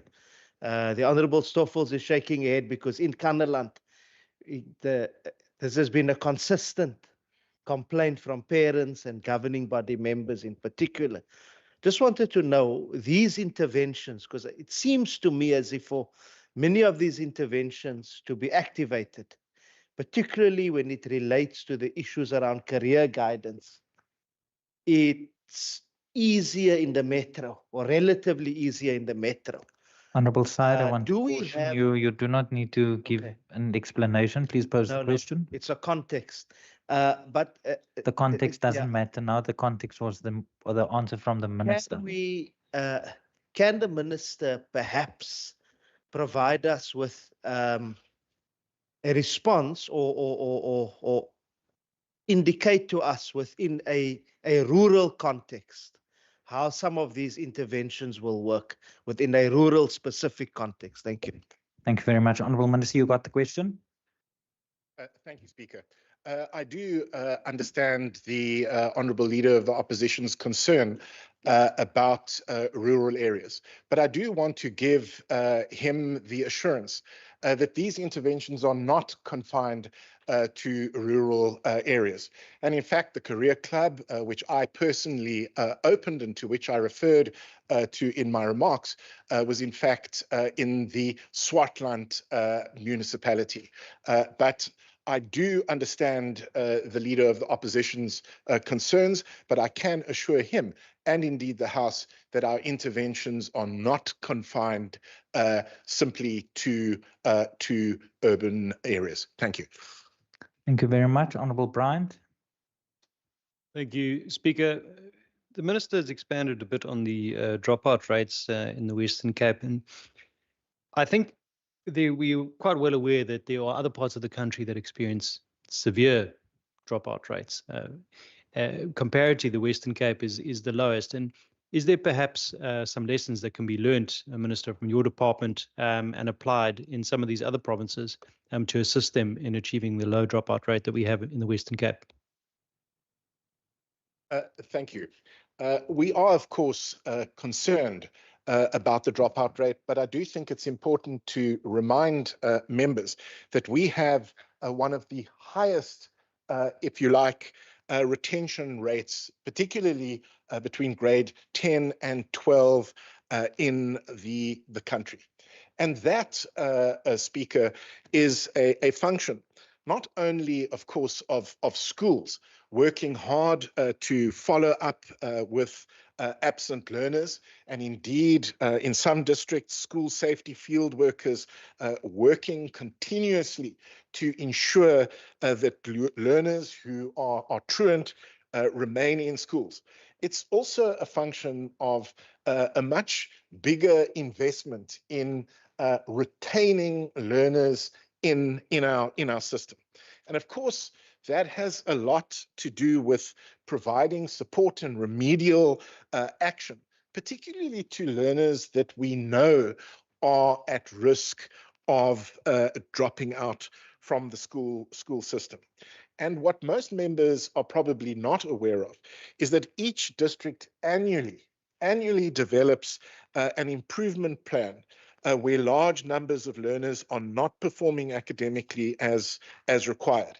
And of course, these plans contain a number of actions that relate to supporting the children who are at risk of dropping out, providing extra tuition, extra school safety, and offering assessment accommodations. Of course, we also work hard ultimately to really get to the heart of the risk.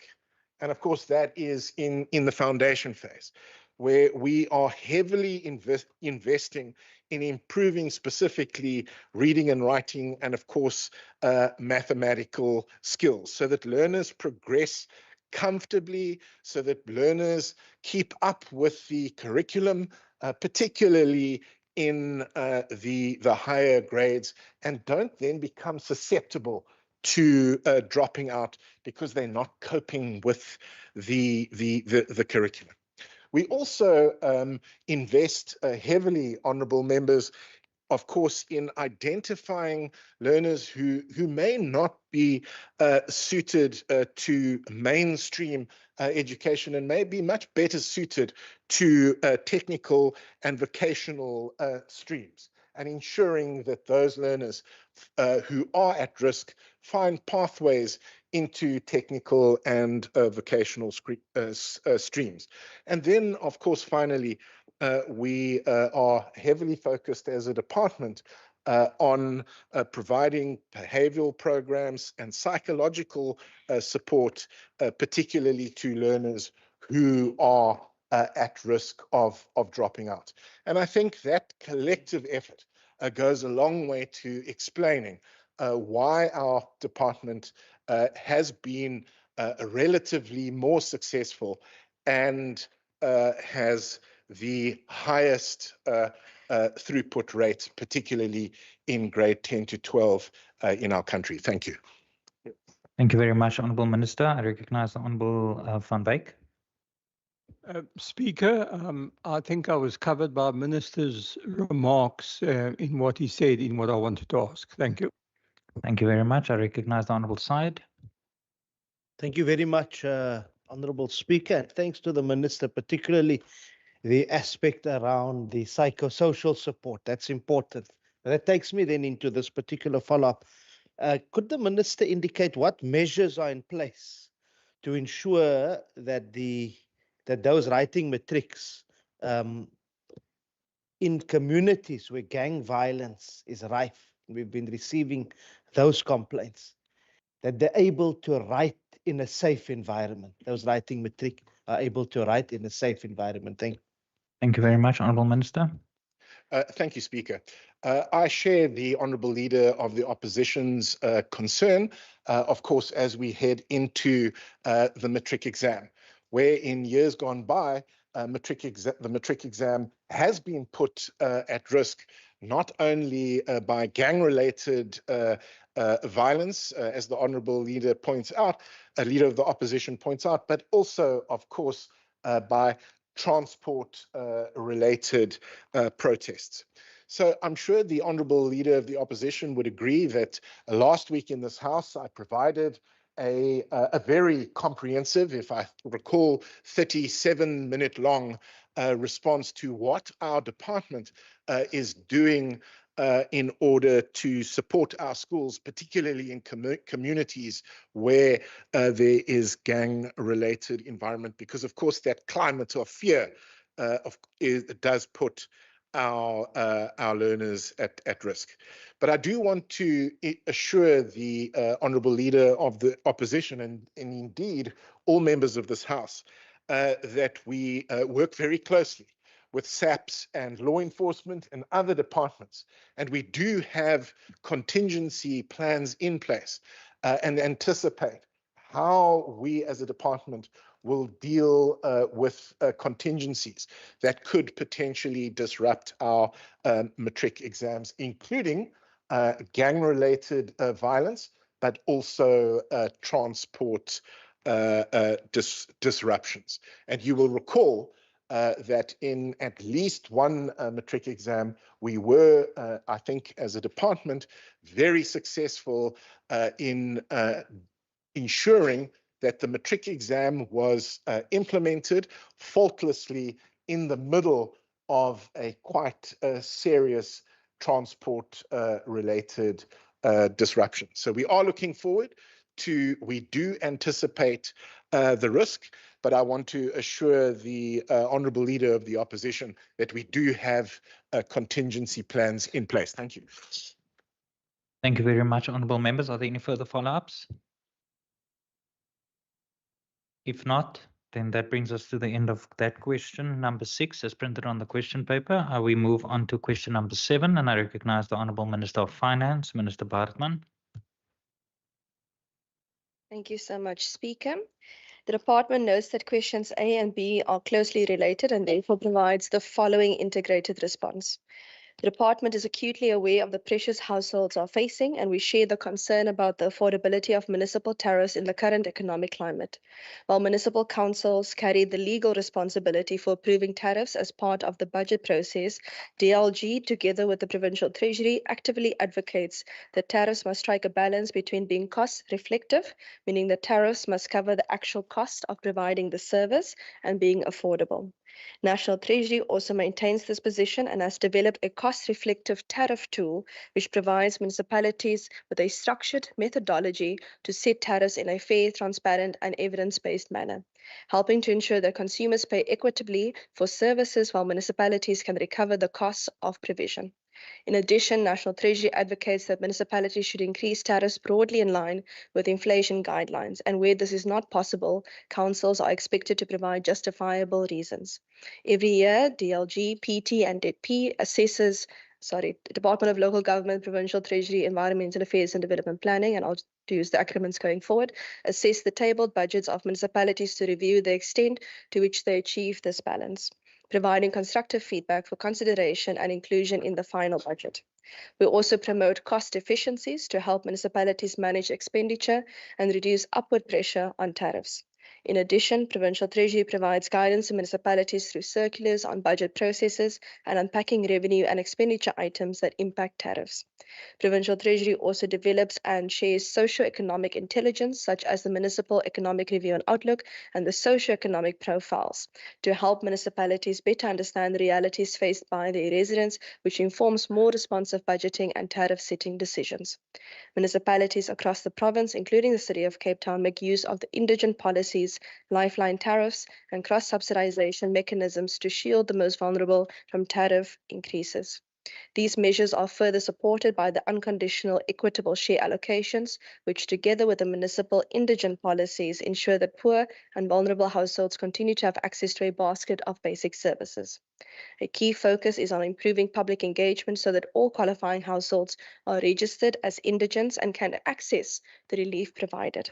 For example, in response to public feedback on its tabled 2025-26 budget, the City of Cape Town increased relief measures to support more residents, demonstrating how engagement and oversight help ensure that final budgets better protect vulnerable households.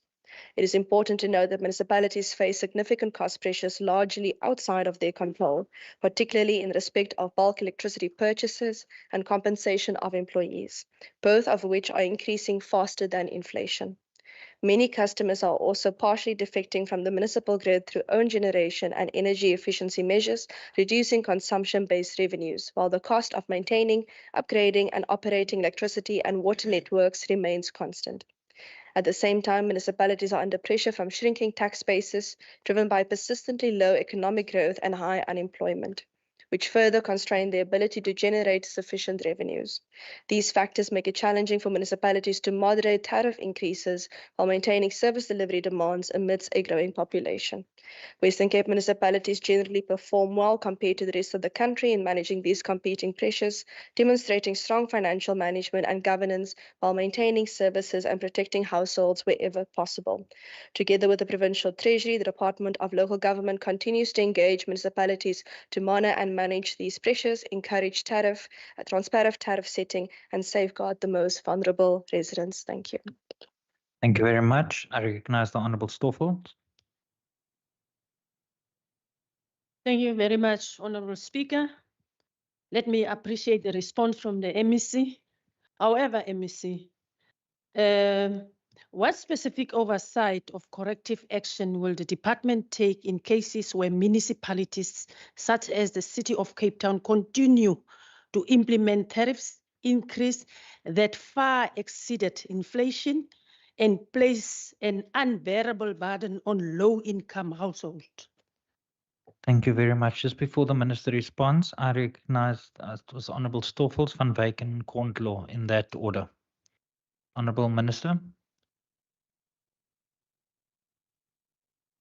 Thank you so much, Speaker. In terms of the question regarding the corrective action, I mentioned it previously, but I'll just repeat it quickly. Municipal councils carry the legal responsibility for approving tariffs as part of the budget process. Thank you. Thank you very much. Honourable Van Wyk. Thank you, Speaker.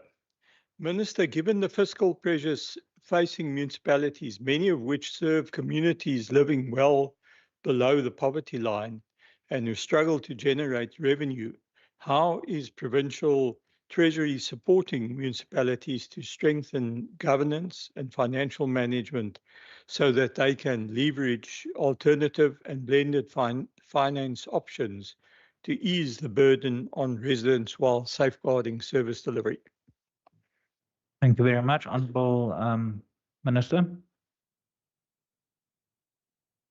Thank you so much. Over and above the MERO publication, over and above the socio-economic profiles that between Department of Local Government and the Provincial Treasury that we publish for municipalities, we also support municipalities through what we call a revenue masterclass, which we host every year. Not only do we host this revenue masterclass every year, but it's actually expanded to other municipalities in the country joining our revenue masterclass because they find such a good benefit from it. We also host the Provincial Governance and Budget Forum, which I chair with all the MMCs for finance in the Western Cape. Usually it is once a year, but we've introduced a second version for this year, mid-year, because sometimes there's not enough time to go through a lot of these strategic items that municipalities need to raise. And obviously municipalities also have different concerns. You will find different concerns from urban versus rural areas, as well as those that we consider are trying to get to a sustainability in comparison to those who are focusing on economic growth. In terms of partnership also with the National Treasury, recently we also had an annual financial statement workshop with the National Treasury, because the annual financial statement consistency workshops in the Western Cape for our municipalities were going so well. It was an innovation that was previously already introduced, that National Treasury actually asked the Western Cape to roll it out for the whole country. So in partnership with the National Treasury, for the first time ever this year, we hosted an annual financial statement consistency workshop for the whole country. And that was even with SAICA involved, SARS was involved, the Auditor General's office was involved. And I saw recently in last month's National Treasury newsletter quite a nice write-up regarding the Western Cape and this particular workshop, which I really appreciated. It's not always easy. For example, the financial management capability grant, when municipalities are struggling with a particular tool or with a particular matter, they can also apply either to the Provincial Treasury or to the Department of Local Government for grant funding. In the Provincial Treasury version of that provincial grant, many municipalities have applied for funding for things like smart meters and smart water meters, electricity meters, sometimes for long-term financial sustainability. Sometimes they just need a little bit of money for like a feasibility study for a particular project. Sometimes they require funding for IT systems or indigent register systems. So if it supports your financial sustainability, then there's particular criteria, and every year municipalities can apply. And I encourage all municipalities to really apply for these grants that are available to them, including the ones that are also in the Department of Local Government that deal a little bit more with things like infrastructure, because sometimes smaller municipality particularly sometimes just needs that 1 million or 2 million to get them over the line in order to gain more efficiencies or to be able to increase their revenue in this regard. Thank you. I recognize the Honourable Nkondlo.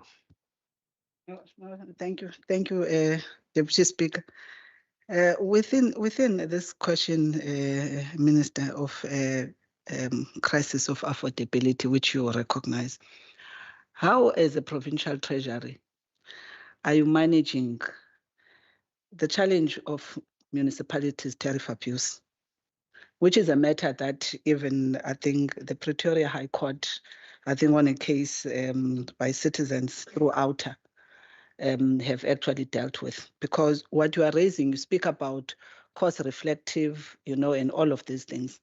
And the reality of the matter is that we are dealing with a middle class which primarily would be contributing to tax revenue of the country, but also that's where in the main you draw the rates and services that municipalities must pay. So at what point in the cost reflective principle you are relating to, especially as treasurer, ensuring that these municipalities, when they are taking these decisions, credible and transparent information, particularly to those citizens who are the source, of municipalities to pay these type of rates. So I'm interested in understanding that particular quagmire, which is what actually is sitting with the city of Cape Town going into court, especially with that precedent of the Pretoria High Court, because one is not sure who's going to pay if they lose that case. Thanks.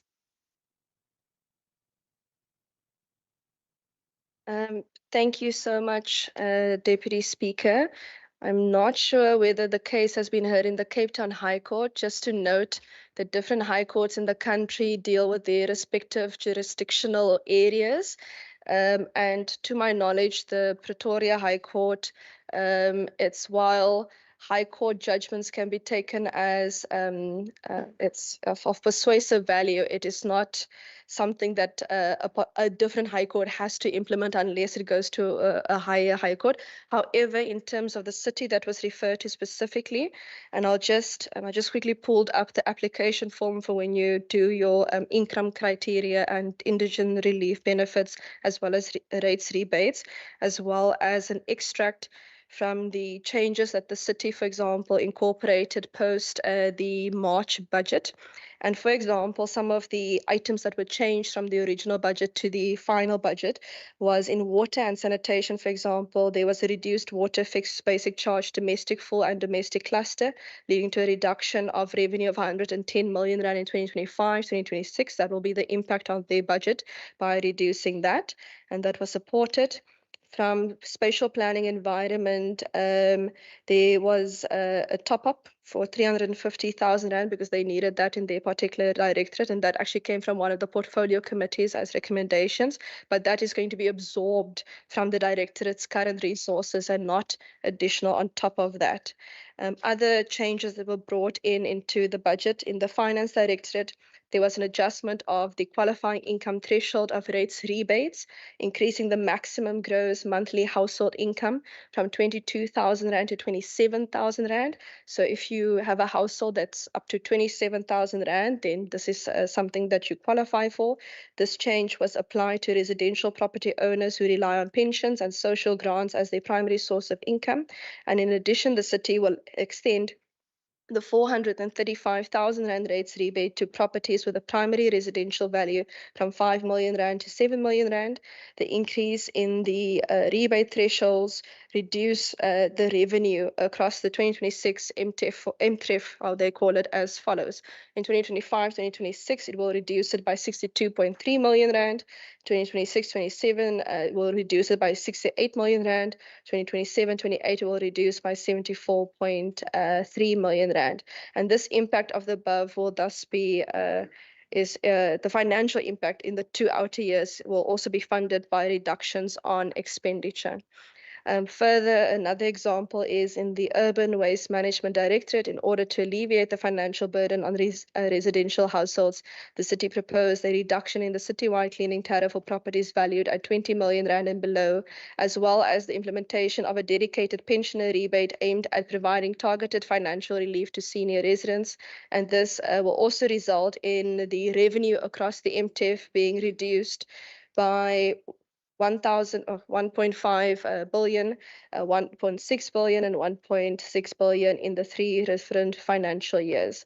And then another change that was brought in the water and the sanitation directorate, for example, the lower water fixed basic charge for residential properties value bands between the 1 million rand and 25 million rand. This will also decrease the city's revenue across the 2026 MTREF as follows: 80 million rand, 119.1 million, and 141.9 million across the 3 years.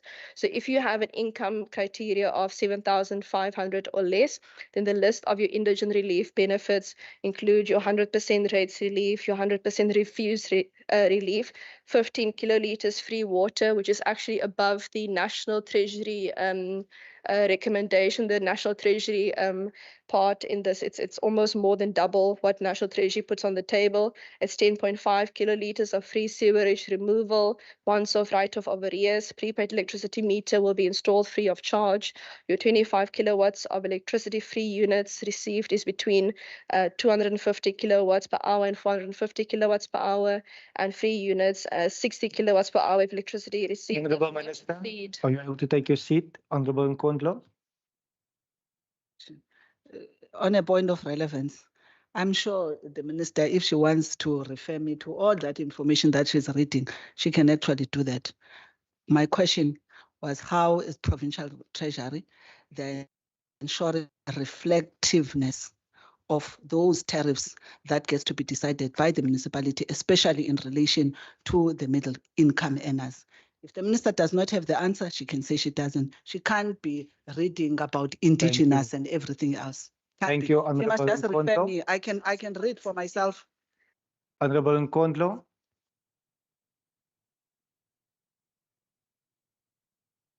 As the chair, I'm unable to direct the minister based on the reply that is being delivered in the House. We will allow the minister to continue in this regard. Thank you so much, Deputy Speaker. Part of the question that was asked to me referenced cleaning levy, and I spoke about the cleaning levy so far. It referenced the Pretoria High Court. I've spoken about High Court judgments and how it works in South Africa so far. It spoke about protecting the middle class, and I'm trying to give the average of income that you qualify for indigent relief and rebates, as well as previously. Members were asking me who decides on the tariffs, and I specifically twice, Deputy Speaker, I said municipal councils carry the legal responsibility for approving tariffs as part of the budget process. I then spoke about 2 pages of what DLG, DETP, and Provincial Treasury does in supporting municipalities, but I would like to also just finish off with the rates rebate that I didn't get to, that if you qualify for it, if your income criteria is between R0 and 27,000 Rand a month, dependent on whether you're getting a social grant or if you're 60 years or older and dependent on a pension, then your rates relief, it can go anywhere between 10% up to 100% depending on the income bracket. So depending on which income criteria that you qualify for example, some would argue, and many people actually would argue, that the income 7,500 will deal with the lower income levels, as well as then others would argue that the 0 to 27,000 Rand a month deals majority with the middle class. Despite these particular criteria, Deputy Speaker, I also mentioned other reductions that the city had to do on their budget in order to reduce the rates relief in their budget, as well as what the impact on their revenue over 3 financial years would be. Deputy Speaker, I hope that is in order. Thank you. Honourable members, I see no additional follow-up. I will now recognize the Honourable Minister, Minister Lund. Thank you, Honourable Deputy Speaker. The question was whether the national counterpart has informed us of the termination of the Master Service Agreement between the South African Social Security Agency, SASSA, and Postbank regarding the distribution of social grants. Now, Minister Sisi Tulashe has not informed me nor my office of the MSA between SASSA and Postbank that was terminated. As the member is aware, or should be aware, SASSA is a national competency and does not fall under the Western Cape government. My office has been trying to set up a meeting with the Western Cape SASSA management, as we have built up a good rapport with them and have been meeting every few weeks. But since this announcement, we have been unsuccessful thus far to set up a meeting. We thus do not yet know the impact of the termination on grant recipients in the province, nor what SASSA's contingency plans for the Postbank customers are. It must be noted that our office regularly receives queries from SASSA beneficiaries concerning fraudulent activity on the Postbank cards, as well as payment-related issues. We hope that SASSA will recommit to more frequent engagements to help us resolve these challenges for the citizens of the Western Cape. Thank you.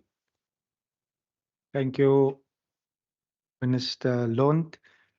I recognize the person, the member that posed the initial question, Honorable Kasim. Thank you, Deputy Speaker. Mine is very short. Will grant recipients not be prejudiced due to this termination? Thank you. Honorable Kasim, are you able to repeat your question? Honorable Kasim, if you are able to unmute.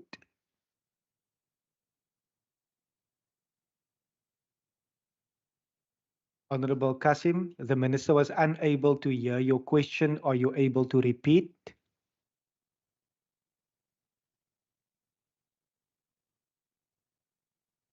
I do not want to take the liberty of attempting to repeat the words verbatim.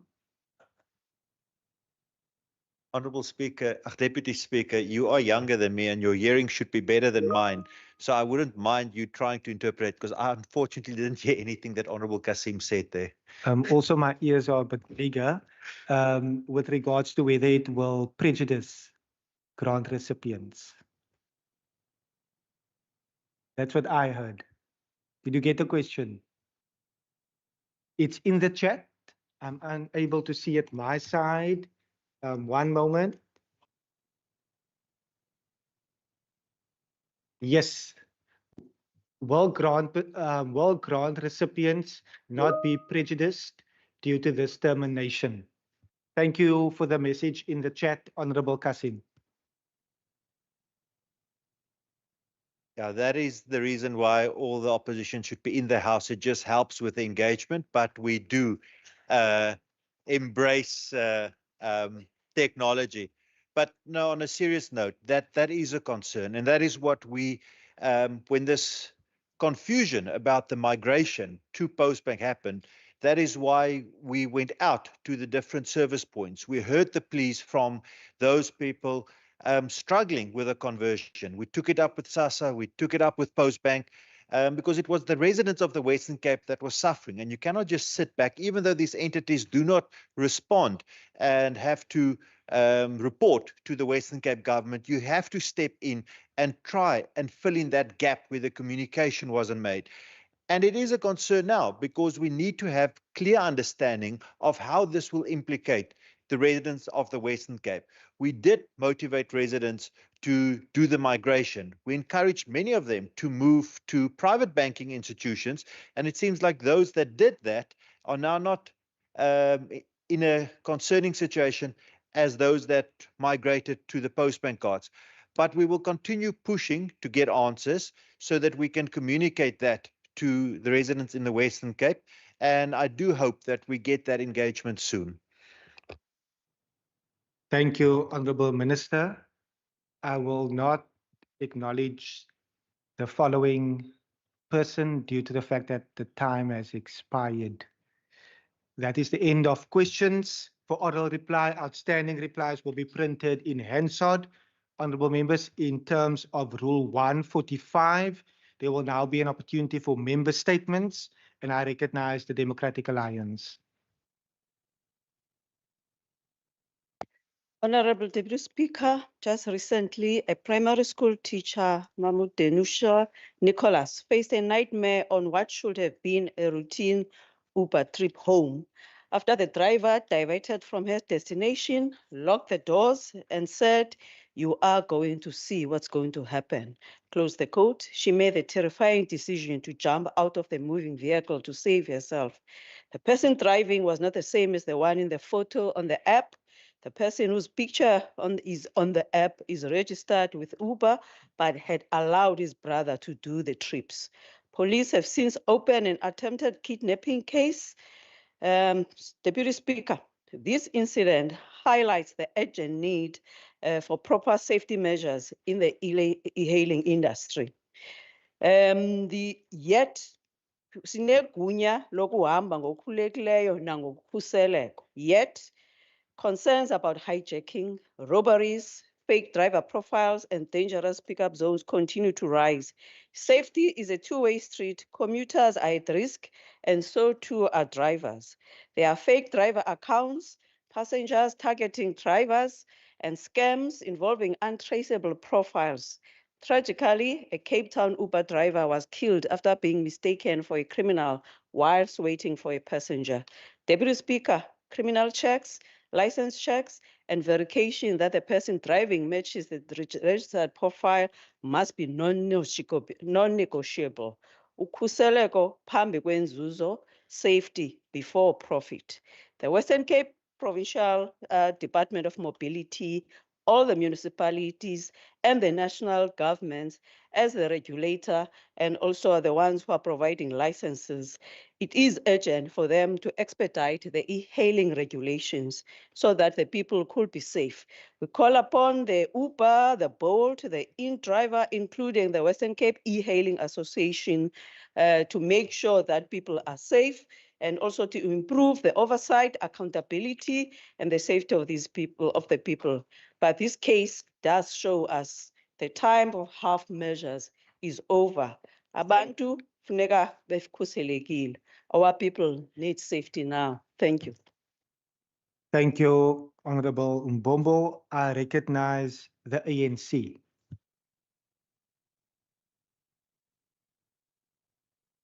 Thank you, Deputy Speaker. Deputy Speaker, the rising number of young people in our province who are classified as not in employment, not in education, and not in training is deeply concerning. According to the latest quarterly labor force survey for Q2 2025, there are about 3.6 million young South Africans between the ages of 15 to 24 years in this category, which amounts to about 35.2% of this age group. This trend has long-term implications for poverty, inequality, and social stability. In the Western Cape, the picture is particularly troubling. In the city of Cape Town, there are about 112,327 young males and 94,798 young females classified as NEET. In the non-metro areas of the province, we see about 82,116 males and 71,618 females falling into this category. Collectively, this amounts to more than 360,000 young people in the Western Cape who are disconnected from both the labor market and education. These figures are not just statistics. They represent the lived reality of thousands of young people across the province. In Cape Town's townships and rural towns alike, young people are left without opportunities, stuck in cycles of poverty and despair. For young women, the situation is compounded by gendered barriers such as childcare responsibilities and safety concerns, further limiting their access to training and work. The national youth policy of the country mandates national, provincial, and local governments to ensure the integrated and mainstreamed youth development to directly respond to the challenges of young people and budget in accordance. Speaker, the ANC reiterates its concern that the provincial government's interventions are not matching the scale of this crisis. We need bold and targeted action that reaches both urban and rural youth, ensures gender-sensitive approaches, and builds meaningful pathways into education, skills, and employment. Anything less risks condemning a generation to hopelessness and instability. Thank you so much. Thank you, Honorable Nkondlo. Before I recognize the following political party, I think members within this chamber will appreciate me welcoming Advocate Master to the table staff. This is his first sitting, and he has been appointed as Manager Plenary Services. Welcome, Advocate. I now recognize the Patriotic Alliance. Good afternoon, Deputy Speaker and members of this House. Honorable Deputy Speaker, yesterday, the Standing Committee on Mobility engaged with Golden Arrow Bus Services, and while we appreciate their input, serious concerns remain, concerns that affect the daily lives of thousands of residents.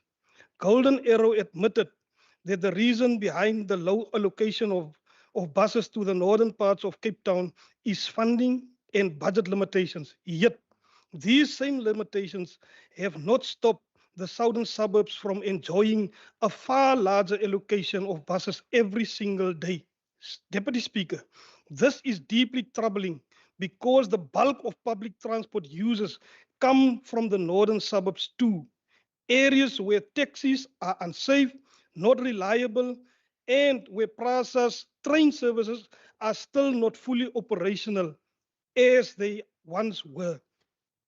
We are, in fact, placing the greatest burden on the communities who need safe, affordable transport the most. Deputy Speaker, the same pattern is evident with the My City bus services. This system has been in place for years, and while it is proven effective, it still only serves limited parts of Cape Town. If the reason once again is budget, then surely we must rethink our priorities. Why should only some communities have access to efficient public transport while others are left behind? Expanding My City across the city is not a luxury, it is a necessity. And then there is the Go George system. We need clarity. Is this a municipal or provincial initiative? And if it is, if it can be implemented successfully in George, why not in other towns and regions across our province? Why are the people of the other parts of the Garden Route including other 5 regions within the Western Cape, not afforded the same dignity of access? Deputy Speaker, our people are struggling financially. They are facing economic hardships that make every rand count. Public transport should not be a struggle. It should be a solution.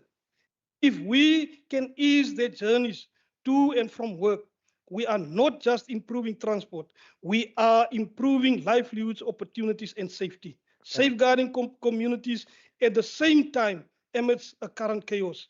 I therefore urge the Department of Mobility, please make more money available. Prioritize transport routes and services where they are needed. Expand Golden Arrow allocations, expand My City in Cape Town. Our people deserve nothing less than fair, safe, and reliable public transport. I thank you, Deputy Speaker. Thank you so much, Honourable Member. I recognise the DA. Honourable Deputy Speaker, on the 8th of September, a powerful act of hope took place in the face of a national crisis.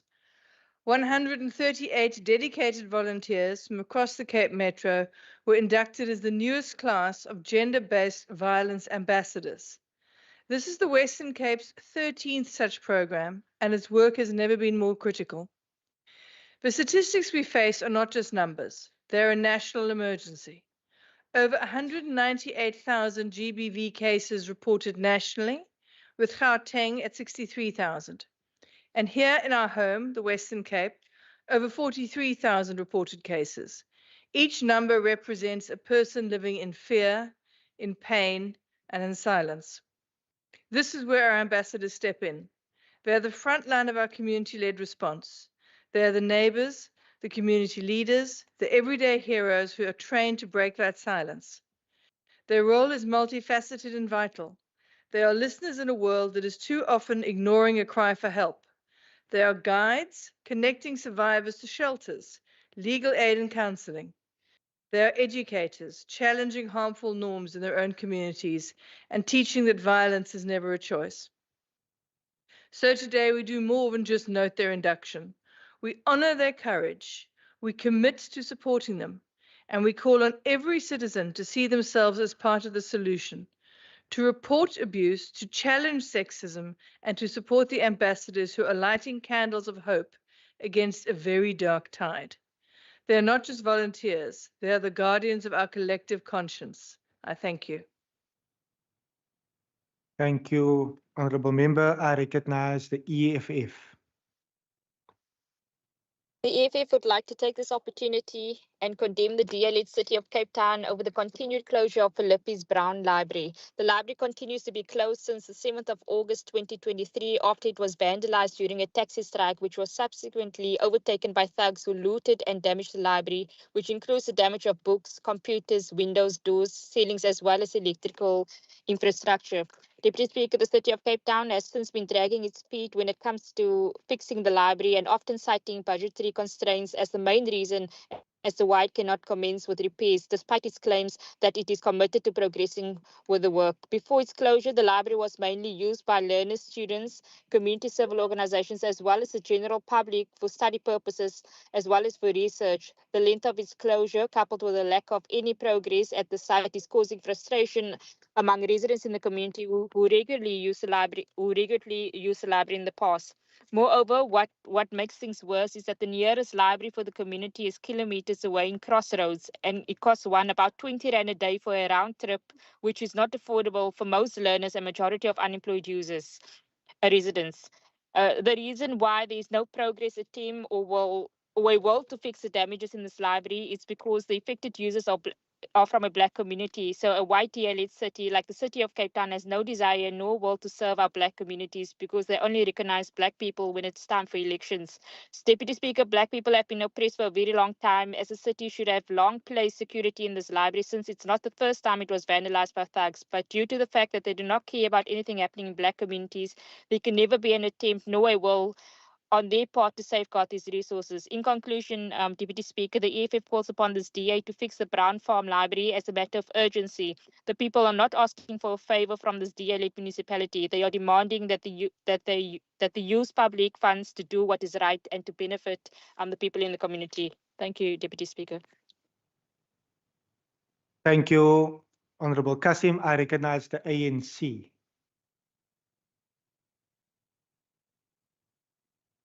Honorable Speaker, fellow members, I rise to express my deep outrage at the Western Cape government self-serving regressive legal challenge to the National Health Insurance Act.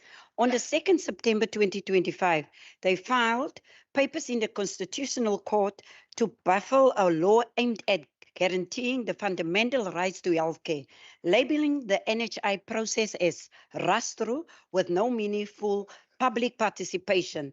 This decision by Mr. Windy and his government is a disgraceful apartheid apologist move and in front to transformation and betrayal of democratic values. At a time when our people are hurting, forced to spend days sleeping on the floors in our hospitals, and at a time when our hospitals are faced with huge staff shortages, this government dedicates scarce taxpayers' money to litigation rather than healing citizens. Their action reveals contempt for both sound financial management and social justice. And let's not mince words about solidarity and other reactionary organizations challenging the NHI. These are backward anti-transformation spoilers fueled by self-interest. They've launched fought battles to dismantle pieces of the National Health Act, targeting sections governing doctors' freedom and access instead of aiding equitable healthcare.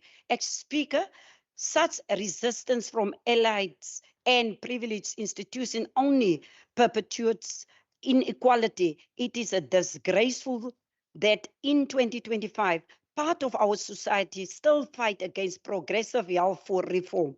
The ANC caucus stands firm and says these regressives must be called out for wasting taxpayers' money, undermining transformation, and echoing apartheid exclusion. The NHI Act must proceed as our people deserve nothing less. Please conclude. I thank you. Thank you very much. I recognize the DA.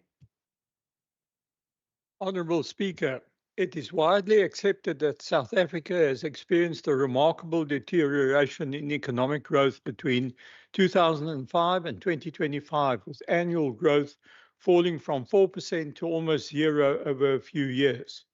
In a research note published last week by the Bureau for Economic Research's Impumelelo Growth Lab, they have analyzed how productivity has shrunk and investment stagnated.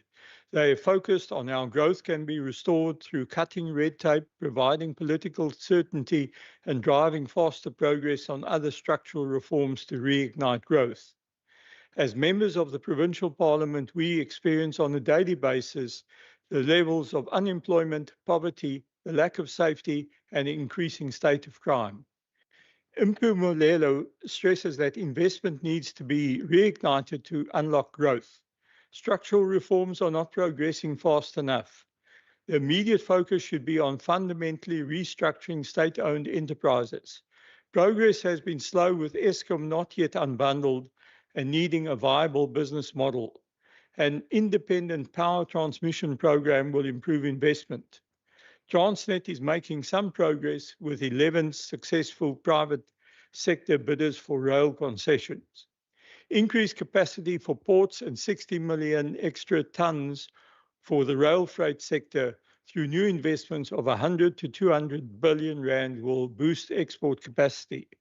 Water reforms are also needed through private investments of 100 billion rand in water infrastructure at a municipal level. It is vital that local government capacity and capabilities are strengthened. While sub 2% growth is expected over the next 2 to 3 years, growth could possibly rise towards 3% within 5 years. The reform process remains very slow and needs to accelerate. From a Western Cape perspective, our ambitions would be to see Honourable Member, your time has expired. Please conclude. Progress faster so that our citizens can improve their lived experience through skill Thank you very development much, and more Honourable jobs. Member. I recognize the Freedom Front Plus. Honourable Speaker. Honourable Speaker, as we commemorate Heritage Month and in the next few weeks, Heritage Day on the 24th of September, we are also in the midst of a season of new beginnings, the season of spring, when new flowers are blooming at botanical gardens, a remarkable beauty to observe. But Speaker, politically speaking, we still have a long way to go to promote our cultural diversity, to promote linguistic diversity and religious diversity. The National Constitution places a high value on our freedom of expression in Section 15 and our freedom of conscience, religion, thought, and opinion in Section 16.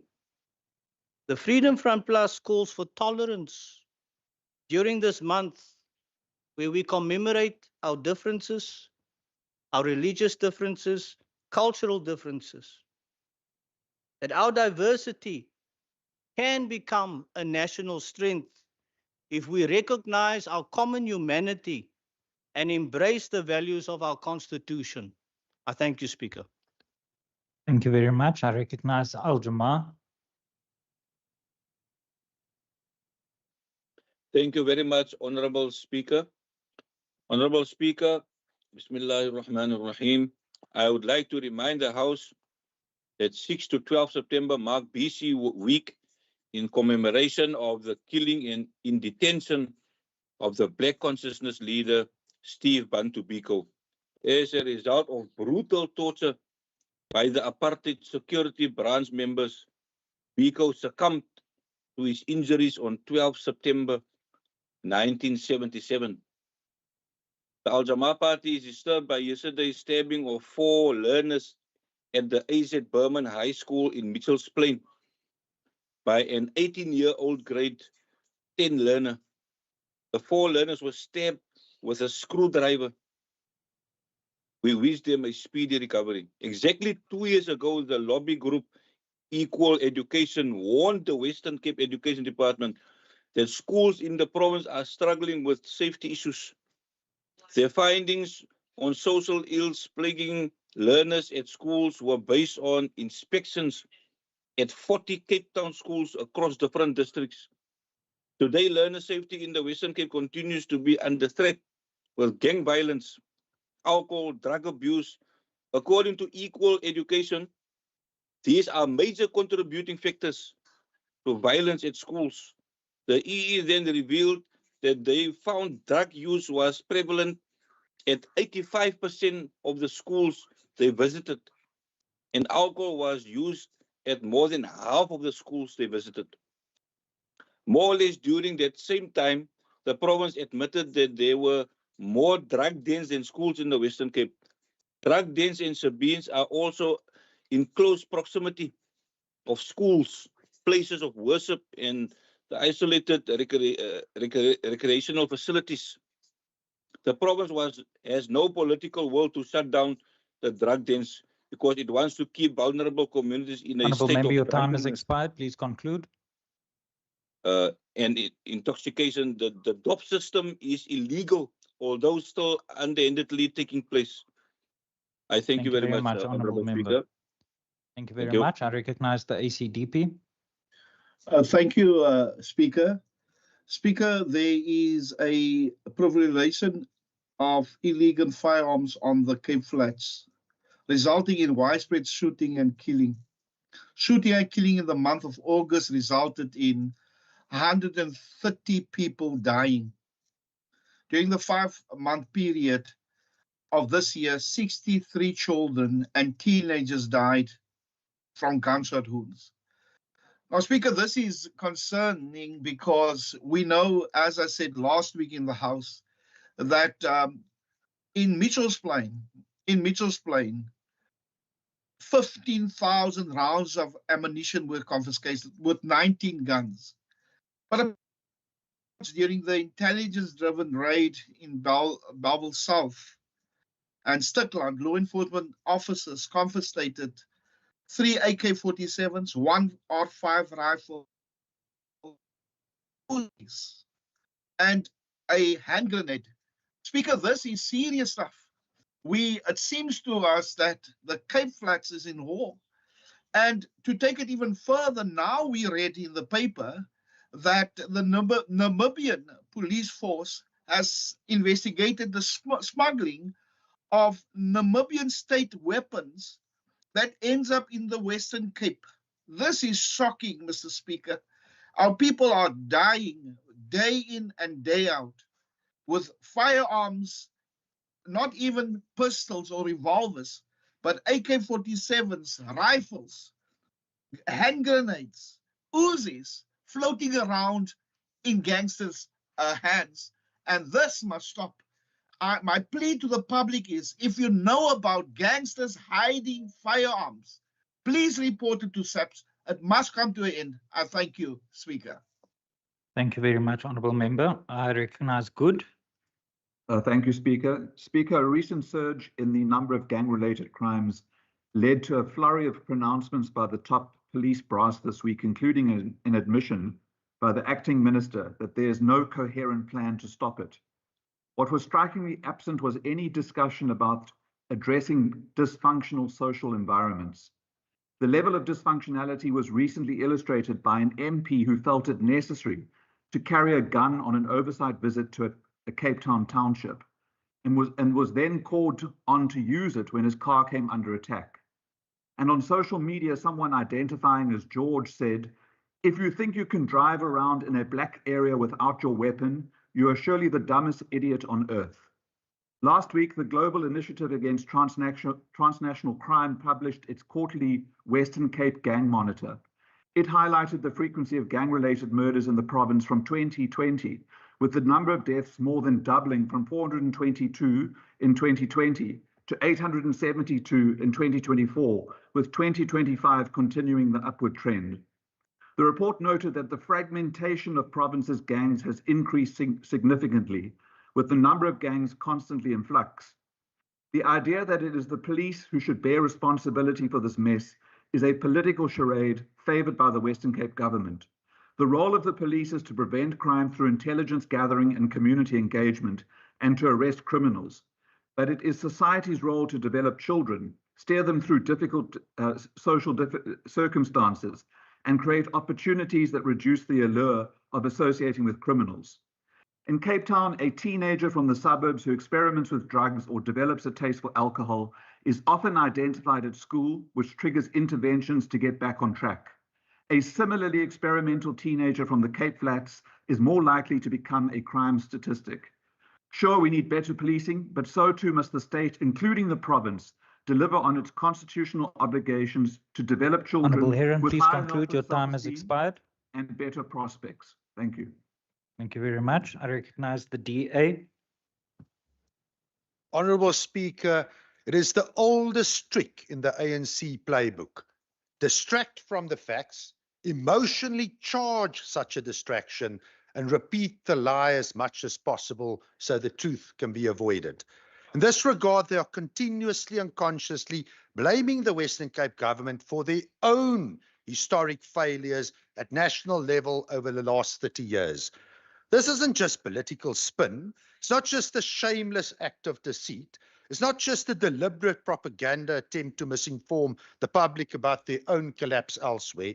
In truth, it represents a poverty of ideas, a collapsing organization desperately trying to gain time in the hopes that they can fool the voters that they betrayed. They know the national mandates, but they rely on the public not to. So let us be perfectly clear. When crime ravages our communities, they blame this province. But policing is a national mandate.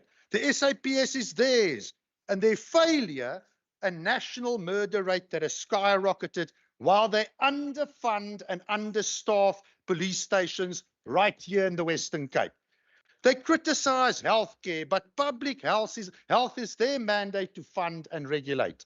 And their failure, a province like ours, which runs a world-class HIV program and manages over 70% of the country's trauma cases, is hamstrung by their chronic underfunding and dysfunctional national health insurance proposals. They create the queues at SASSA grants offices, as we just heard. And the dysfunction in bankrupt municipalities they created under their own thieving administrations, and then have the audacity to point fingers at the provincial government. In truth, they should not be blaming the Western Cape when this province picks up the pieces. They should be praising this DA-led government for picking up the pieces.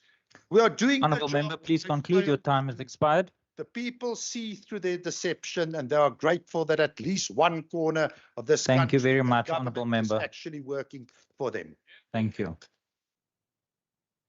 Honourable members, that brings us to the end of member statements. In terms of Rule 145, subsection 6, I now give one or more members of the executive present an opportunity to respond to members' statements for not more than 5 minutes collectively, if they so wish. I recognize the Honourable Minister Wenger. Thank you, Mr. Speaker.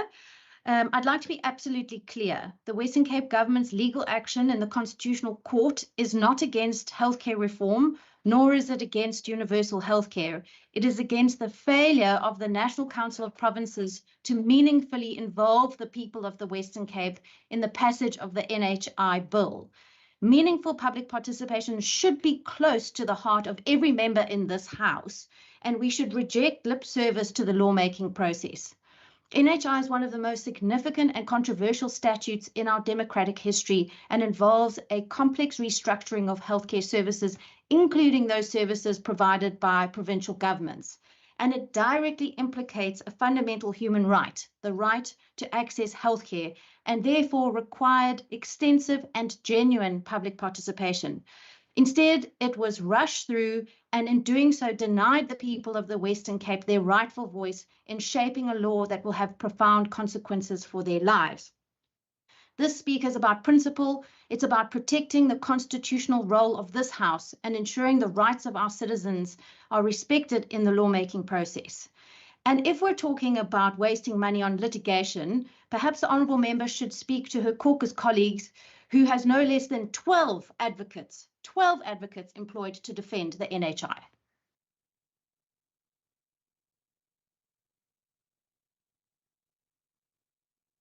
Honourable Minister, are you? Yes, the Minister has concluded. I recognize the Honourable Minister of Education, Minister Mania. Thank you, Speaker. On the very serious incident at AZ Berman High School, I want to assure the House that a grade 10 learner was immediately suspended pending disciplinary action. The injured learners received medical attention and as well as counseling from a social worker. Those learners who witnessed the incident are also being provided with the necessary support, including counseling. Thank you. Thank you very much. Are there any further ministers that want to make a submission? If not, that concludes members' statements, members. We now move on to notices of motions in terms of Rule 151. In terms of Rule 151, all notices of motions by members are required to be delivered to the Secretary for placing it on the order paper. These motions have been duly submitted and published on the order paper below the line. Excuse me. We now move on to motions without notice. In terms of Rule 150, I would like to inform you that in terms of the Standing Rule 150 pertaining to motions without notice, condolences and congratulatory were submitted to the Programming Authority prior to this plenary on the 9th of September 2025. Members are also reminded that motions without notice pertaining to congratulatory and condolences will not be allowed in the sitting that have not been processed by the Programming Authority. I have been informed that in the Programming Authority meeting on the 9th of September 2025, political parties submitted the names of honourable members in the desired order of speaking and who had wished to move a motion without notice in the sitting of this House. I will therefore, just for noting and for the purposes of the minutes, call out the honourable members whose names have accordingly been submitted and approved. The following members' motions have been approved by the Programming Authority as follows. Honourable A.P. Barnes, Honourable B. Ngensu, Honourable M. Al-Sayed, Honourable R. Winvogel, Honourable N.P. Masipa, Honourable N.P. Masipa, Honourable B. M. van Minnen, Honourable B. M. van Minnen, Honourable B. M. van Minnen, Honourable B. M. van Minnen, Honourable P. Johnson, Honourable P. Johnson, Honourable N. Mbombo, Honourable P. Johnson, Honourable P. Johnson, Honourable N.P. Masipa. Honourable members, I now put the motions duly submitted and approved by the Programming Authority to the House. Are there any objections? No objections. Agreed to. The motions will appear in the minutes of the proceedings and in Hansard in each individual member's name as if the member had read them out aloud. I will now afford the opportunity to members to move motions without notice as per Standing Rule 150, subsection 3, subsection D, and this could also include motions without notice that were not approved in the Programming Authority meeting. Members, I wish to remind you that 30 minutes are allocated as per Standing Rule 150, subsection 3, subsection D, and it will start now. Recognize the Honourable Constable.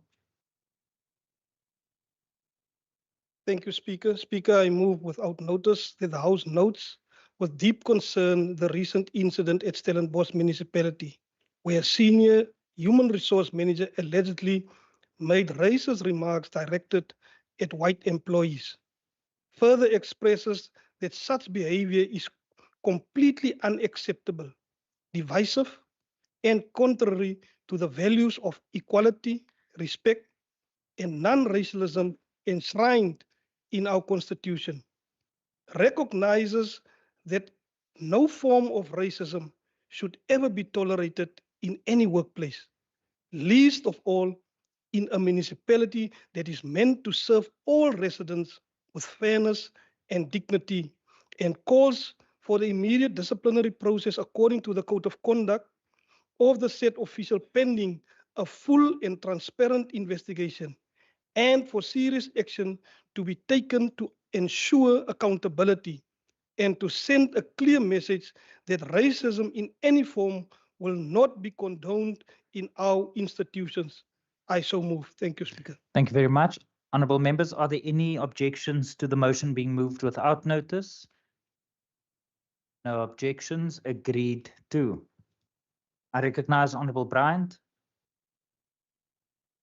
Thank you, Speaker. I hereby move without notice that this House notes the critical importance of conserving the Renosterveld, one of the most threatened and fragmented ecosystems in the Western Cape, of which only 5% of its historic range remains.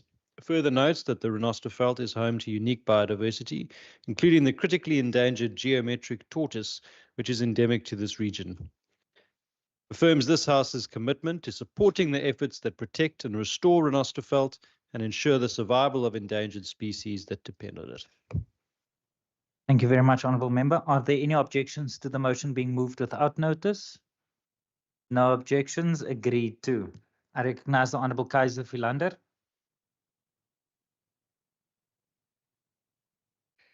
Mr. Speaker, Honourable van Manen, we on the list provided to me by the Programming Authority, I've got Honourable Kaiser Philander.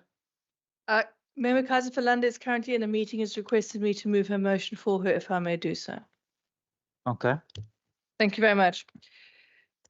Hereby move without notice that the House notes that on the 8th of September 2025, 138 dedicated volunteers from across the Cape Metro were inducted as the newest class of gender-based violence ambassadors as part of the Western Cape's 13th GBV Ambassador Program. Further notes that these volunteers have answered the call to stand up against GBV in their communities, contributing meaningfully to prevention, advocacy, and support efforts. Acknowledges the success and sustainability of the Western Cape GBV Ambassador model in mobilizing communities and creating localized responses to GBV. Encourages other provinces to consider adopting or adapting the Western Cape's GBV Ambassador Program as a proactive community-based model to help curb the spread of gender-based violence. I so move. Thank you very much.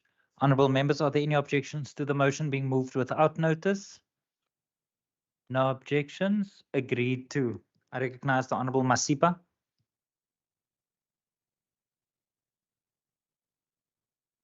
Honourable Speaker, I move on behalf of the Democratic Alliance that this House knows that the Western Cape Blood Service has launched a Heritage Month campaign under the theme, Giving is in my blood. Make blood donation part of your heritage. This initiative reminds us that there is no substitute for blood. It is a selfless act that saves lives and supports families. As the festive season approaches, with increased accidents and emergencies, it is critical that our blood banks remain strong. I therefore call on all members of this House to lead from the front by donating blood and by urging our communities to participate in this life-saving campaign. Blood donation takes just 30 minutes, yet one donation can save up to 3 lives. The Western Cape Blood Service has even created the Extra Drop initiative, where donors may choose to forego their gift in favor of contributing 15 rands to the South African Bone Marrow Registry, extending the reach of their generosity. I so move, Chair. Thank you very much. Honourable Member, are there any objections to the motion being moved without notice? No objection. Agreed to. I recognize the Honourable Syed. Honourable Speaker, I move without notice on behalf of the African National Congress that this House welcomes the firm commitment made by our Minister of International Relations and Cooperation, Ronald Lamola, to continue fighting Israel's ongoing genocidal action against the Palestinian people at the International Court of Justice. Further notes that South Africa, having endured the brutalities of apartheid, carries both a moral and historical duty to stand with the oppressed people across the world. Welcomes Minister Lamola's strong and principled stance on the global stage, which reinforces our country's leadership in the fight for human rights, justice, and the rule of international law.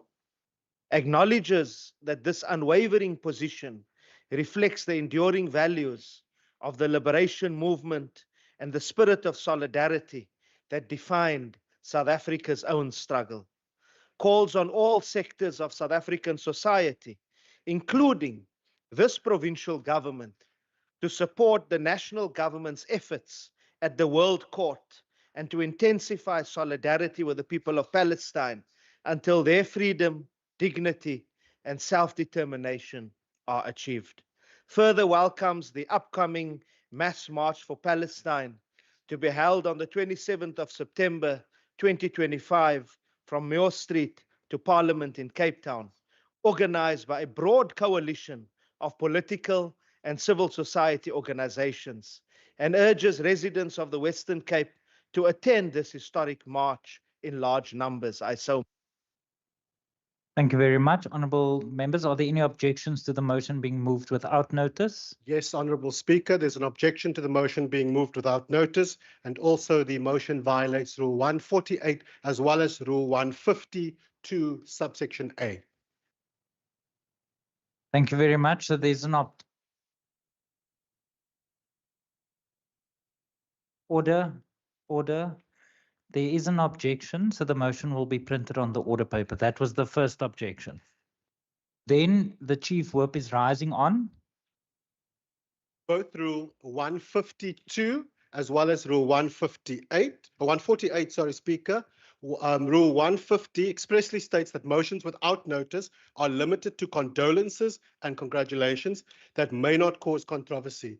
That motion clearly does. Rule 148, read with the provincial constitution, requires that a motion must be capable of expressing a decision of this House within its constitutional mandate. Foreign affairs, as argued by the honourable member himself in this House, is not a competency of this provincial government or this provincial parliament as per the constitution and our rules. Thank you very much. Order. Order. Order. There was an objection. So the motion will be printed on the order paper. Then there was a point of order. I will consult the table staff, and if need be, I will come back to the House. But the order, I have, in the interest of moving forward, I have put the motion to the House. The House has objected to the motion, and we'll come back if there's a different ruling to that point of order. I recognize the Honourable Syed. I move without notice, Honourable Speaker, that this House notes with concern the ongoing plight of the residents of Freedom Park informal settlement in Greyton under the Theewaterskloof municipality, who are facing threats of eviction and the continued denial of basic services such as water and sanitation, which are fundamental human rights. The House notes further that many of the residents of Freedom Park are vulnerable, including elderly people with disabilities and chronic illnesses, who are being forced to live without a dignified access to sanitation and who face intimidation from municipal officials rather than support. The House further notes that the land currently occupied by Freedom Park residents, Earth 595, belongs to the Theewaterskloof municipality and had previously been identified and approved for the relocation of Madiba Park residents, but that the DA-led coalition in Theewaterskloof municipality has refused to implement the decision since it took over, leaving residents in a state of insecurity and hardship. The House acknowledges that yesterday a delegation of the ANC visited the community of Freedom Park to engage residents and reaffirm their commitment to upholding their rights and dignity. The House resolves to condemn any unlawful evictions, to call on the Theewaterskloof municipality to immediately provide basic services such as water and sanitation to Freedom Park residents, and to ensure that the Council's previous decisions on the relocation of informal settlement residents is implemented in a fair, transparent and just manner. I so move. I wait for objections. Thank you very much. Let me first put the motion to the House. Are there any objections to the motion being moved without notice? There is an objection, and the motion will be printed on the order paper. Honourable Ngensu.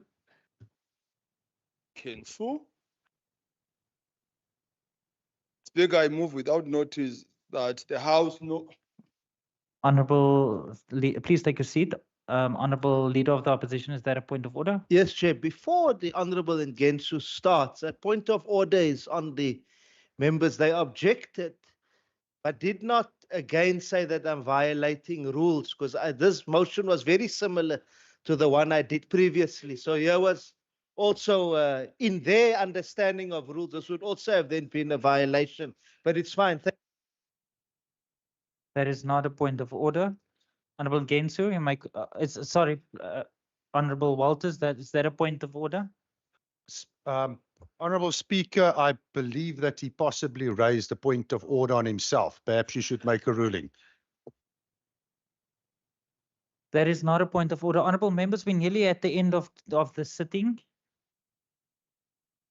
Honorable Gensu, you may continue. Thank you very much. And I move without notice that the meeting, the House notes with grave concern the ongoing crisis of violent crime in the Western Cape, which is calling to claim innocent lives, destabilize communities, and erode the sense of safety and security that all residents are entitled to. Further notes that the Western Cape remains one of the most affected provinces in the country, with gang violence, drug-related crime, and violent shootings have reached an alarming levels. Welcome the recent political engagement between the ANC structures in Cape Town and the acting Minister of Police, Professor Firoz Kashalia, where the urgent matter of violent crime in the province was discussed. Recognizing that this dialogue marks a crucial step towards building cooperative and people-centered solutions, ensuring that the perspectives of communities, structures of the ANC, and the caucus are part of the national discourse on policing and safety. Acknowledges the ANC caucus in the Western Cape Provincial Legislature for its proactive contribution in these discussions, bringing forward the lived experiences of communities and championing the urgent need for decisive interventions. I so move. Thank you very much. Honorable members, are there any objections to the motion being moved without notice? There is an objection, and the motion will be printed on the order paper. Order members, there was an objection. There's no need for debate. Honorable Mgensu, next one. Maplukwanzima yima. I move without notice that the House notes with grave concern and condemns the alarming spike of violent crime in poor and working class communities in the Western Cape, particularly in Kraaifontein, where 6 people, including 4 women, were brutally murdered within 24 hours.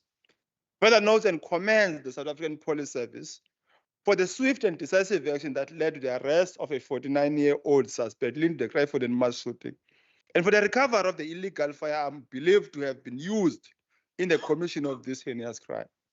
Acknowledges that this important breakthrough, achieved through diligent investigation and unwavering commitment to public safety, highlights the professionalism, tenacity, and resolve of our law enforcement officers in the face of rising gang-related violence across the province. Further applauds the collaborative efforts of SAPS and crime intelligence, whose coordinated work restored hope to a community gripped by fear. Calls for the continued deployment of intelligence-led policing strategies along with strengthening the support for frontline officers, and urges Minister of Police to ensure that SAPS in the Western Cape is provided with the necessary resources, training, and investigative tools to sustain this level of performance, not only to apprehend perpetrators, but to prevent future tragedies and affirm the rule of law in our province. I so move, Speaker. Thank you very much. Are there any objections to the motion being moved without that notice? No objections. Motion agreed to. I recognize the Honorable Gensu.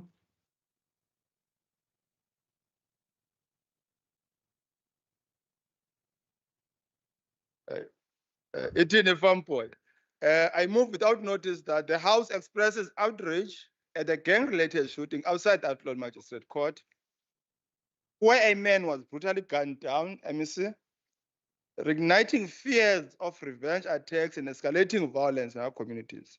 Notes that this tragic incident, yet another stark reminder of the DA-led provincial government's failure to protect citizens, maintain law and order, and provide even more basic security in high-risk areas.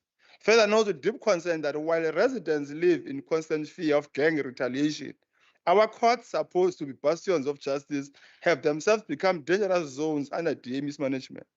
Welcome the swift arrest of suspects in relation to this killing and commend SAPS for their diligent work in swift apprehending the alleged perpetrator. Calls on the acting Minister of Police to urgently deploy enhanced intelligence-led operations targeting gang networks in the Western Cape to strengthen security at all judicial facilities and to work with national authority to dismantle these entrenched criminal structures. I so move. Thank you very much. Are there any objections to the motion being moved without notice? There is an objection and the motion will be printed on the order paper. I recognize the achtbare Windvogel. I move without notice.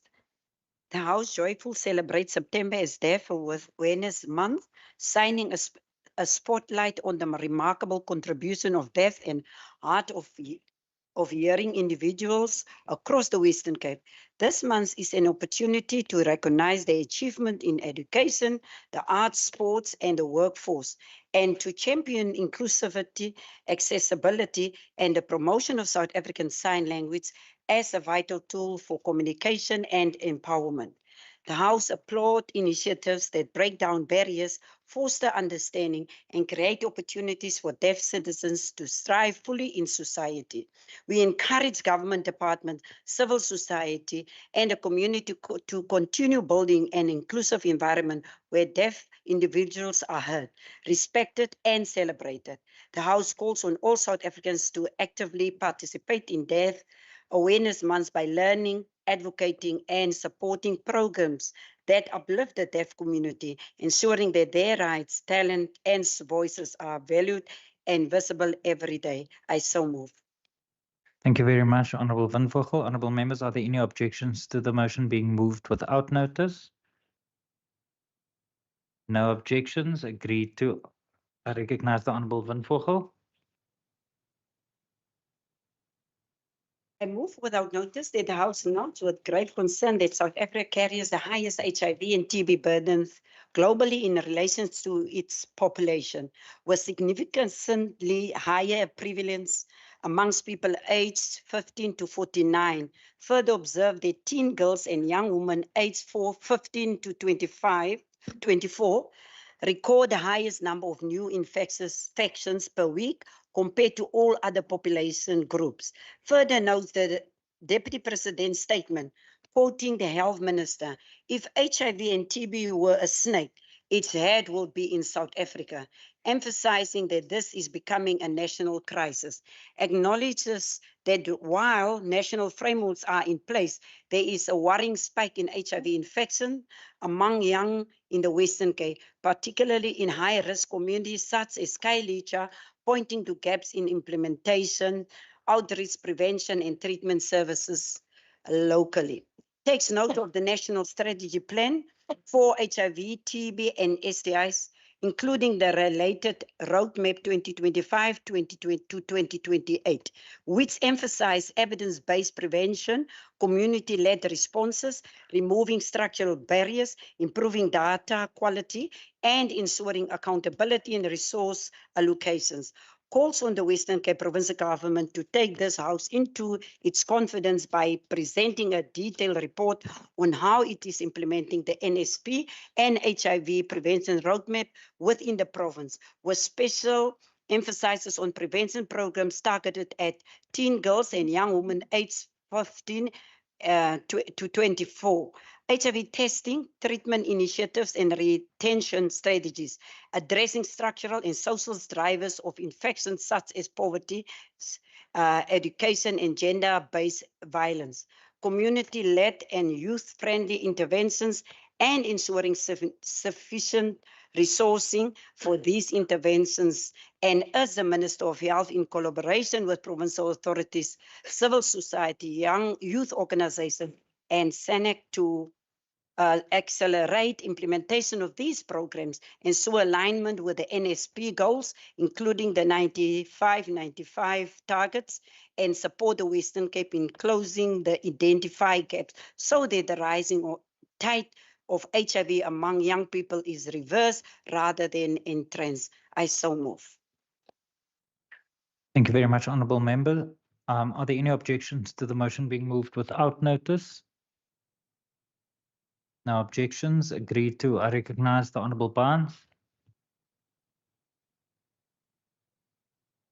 Thank you, Speaker. Speaker, I move without notice that the House notes with outrage the collapse of the Duiselsdorp Police Station building, a project worth nearly 40 million, constructed by Redder Construction, which came crashing down before even reaching completion. Further notes that this disgraceful failure is yet another example of how shoddy workmanship by construction companies undermines service delivery, leaving communities to pay for the price of corruption, incompetence, and weak accountability. Acknowledges that the collapse affected the charge office, public waiting area, and administrative offices and other critical facilities, rendering the station unfit for service and comprising the safety of residents who rely on effective policing in a province already plagued by high levels of violent crimes. Laments and condemns the appalling workmanship of the company concerned and calls on government to take urgent steps to hold Radar Construction accountable, to recover wasted public funds, and to ensure that communities are not abandoned without the policing infrastructure they desperately need. I so move, Speaker. Thank you very much. Are there any objections to the motion being moved without notice? No objections. Agreed to. I recognize the Honourable Nkondlo. Enkosi Somlom, I move that the House notes with grave concern the shocking revelations that police and military-grade weapons are being smuggled from Namibia into the Western Cape, where they are arming gangs and fueling the bloodshed that continues to devastate our communities. Further notes that it has been confirmed that these firearms, including pistols and even AK-47s, are entering Cape Town concealed in trucks transporting fresh produce and flowers, while the DA-led provincial government sits idly by, failing to act decisively against the scourge. Further notes that this failure has enabled international smuggling syndicates to thrive, placing weapons of war in the hands of criminals who destabilize our society. Further notes with alarm that it is not the first time police firearms have found their way into the hands of gangs, and recalls the 31 missing firearms from the City of Cape Town law enforcement officers that remain unaccounted for to this day. Acknowledges that this crisis is not merely the result of porous borders, but also of weak governance and a total lack of coordination between law enforcement and intelligence structures in the province, and therefore calls on the Minister of Police and all relevant national authorities to intensify cross-border cooperation with Namibia and other SADC countries to urgently close the loopholes in trade routes exploited by syndicates, and to strengthen intelligence-driven policing in the province, and also calls for an immediate audit of provincial law enforcement structures to establish why, under the DA governance, the Western Cape has become a haven for gangsters and smugglers, while ordinary citizens continue to pay the price with their lives. I thank you. Thank you very much, Honourable Member. Honourable Members, are there any objection to the motion being moved without notice? Objection. There is an objection and the motion will be printed on the order paper. Honourable Members, that concludes the business for the day. The Secretary will now end the meeting and all members will be exited from the sitting. The House is adjourned.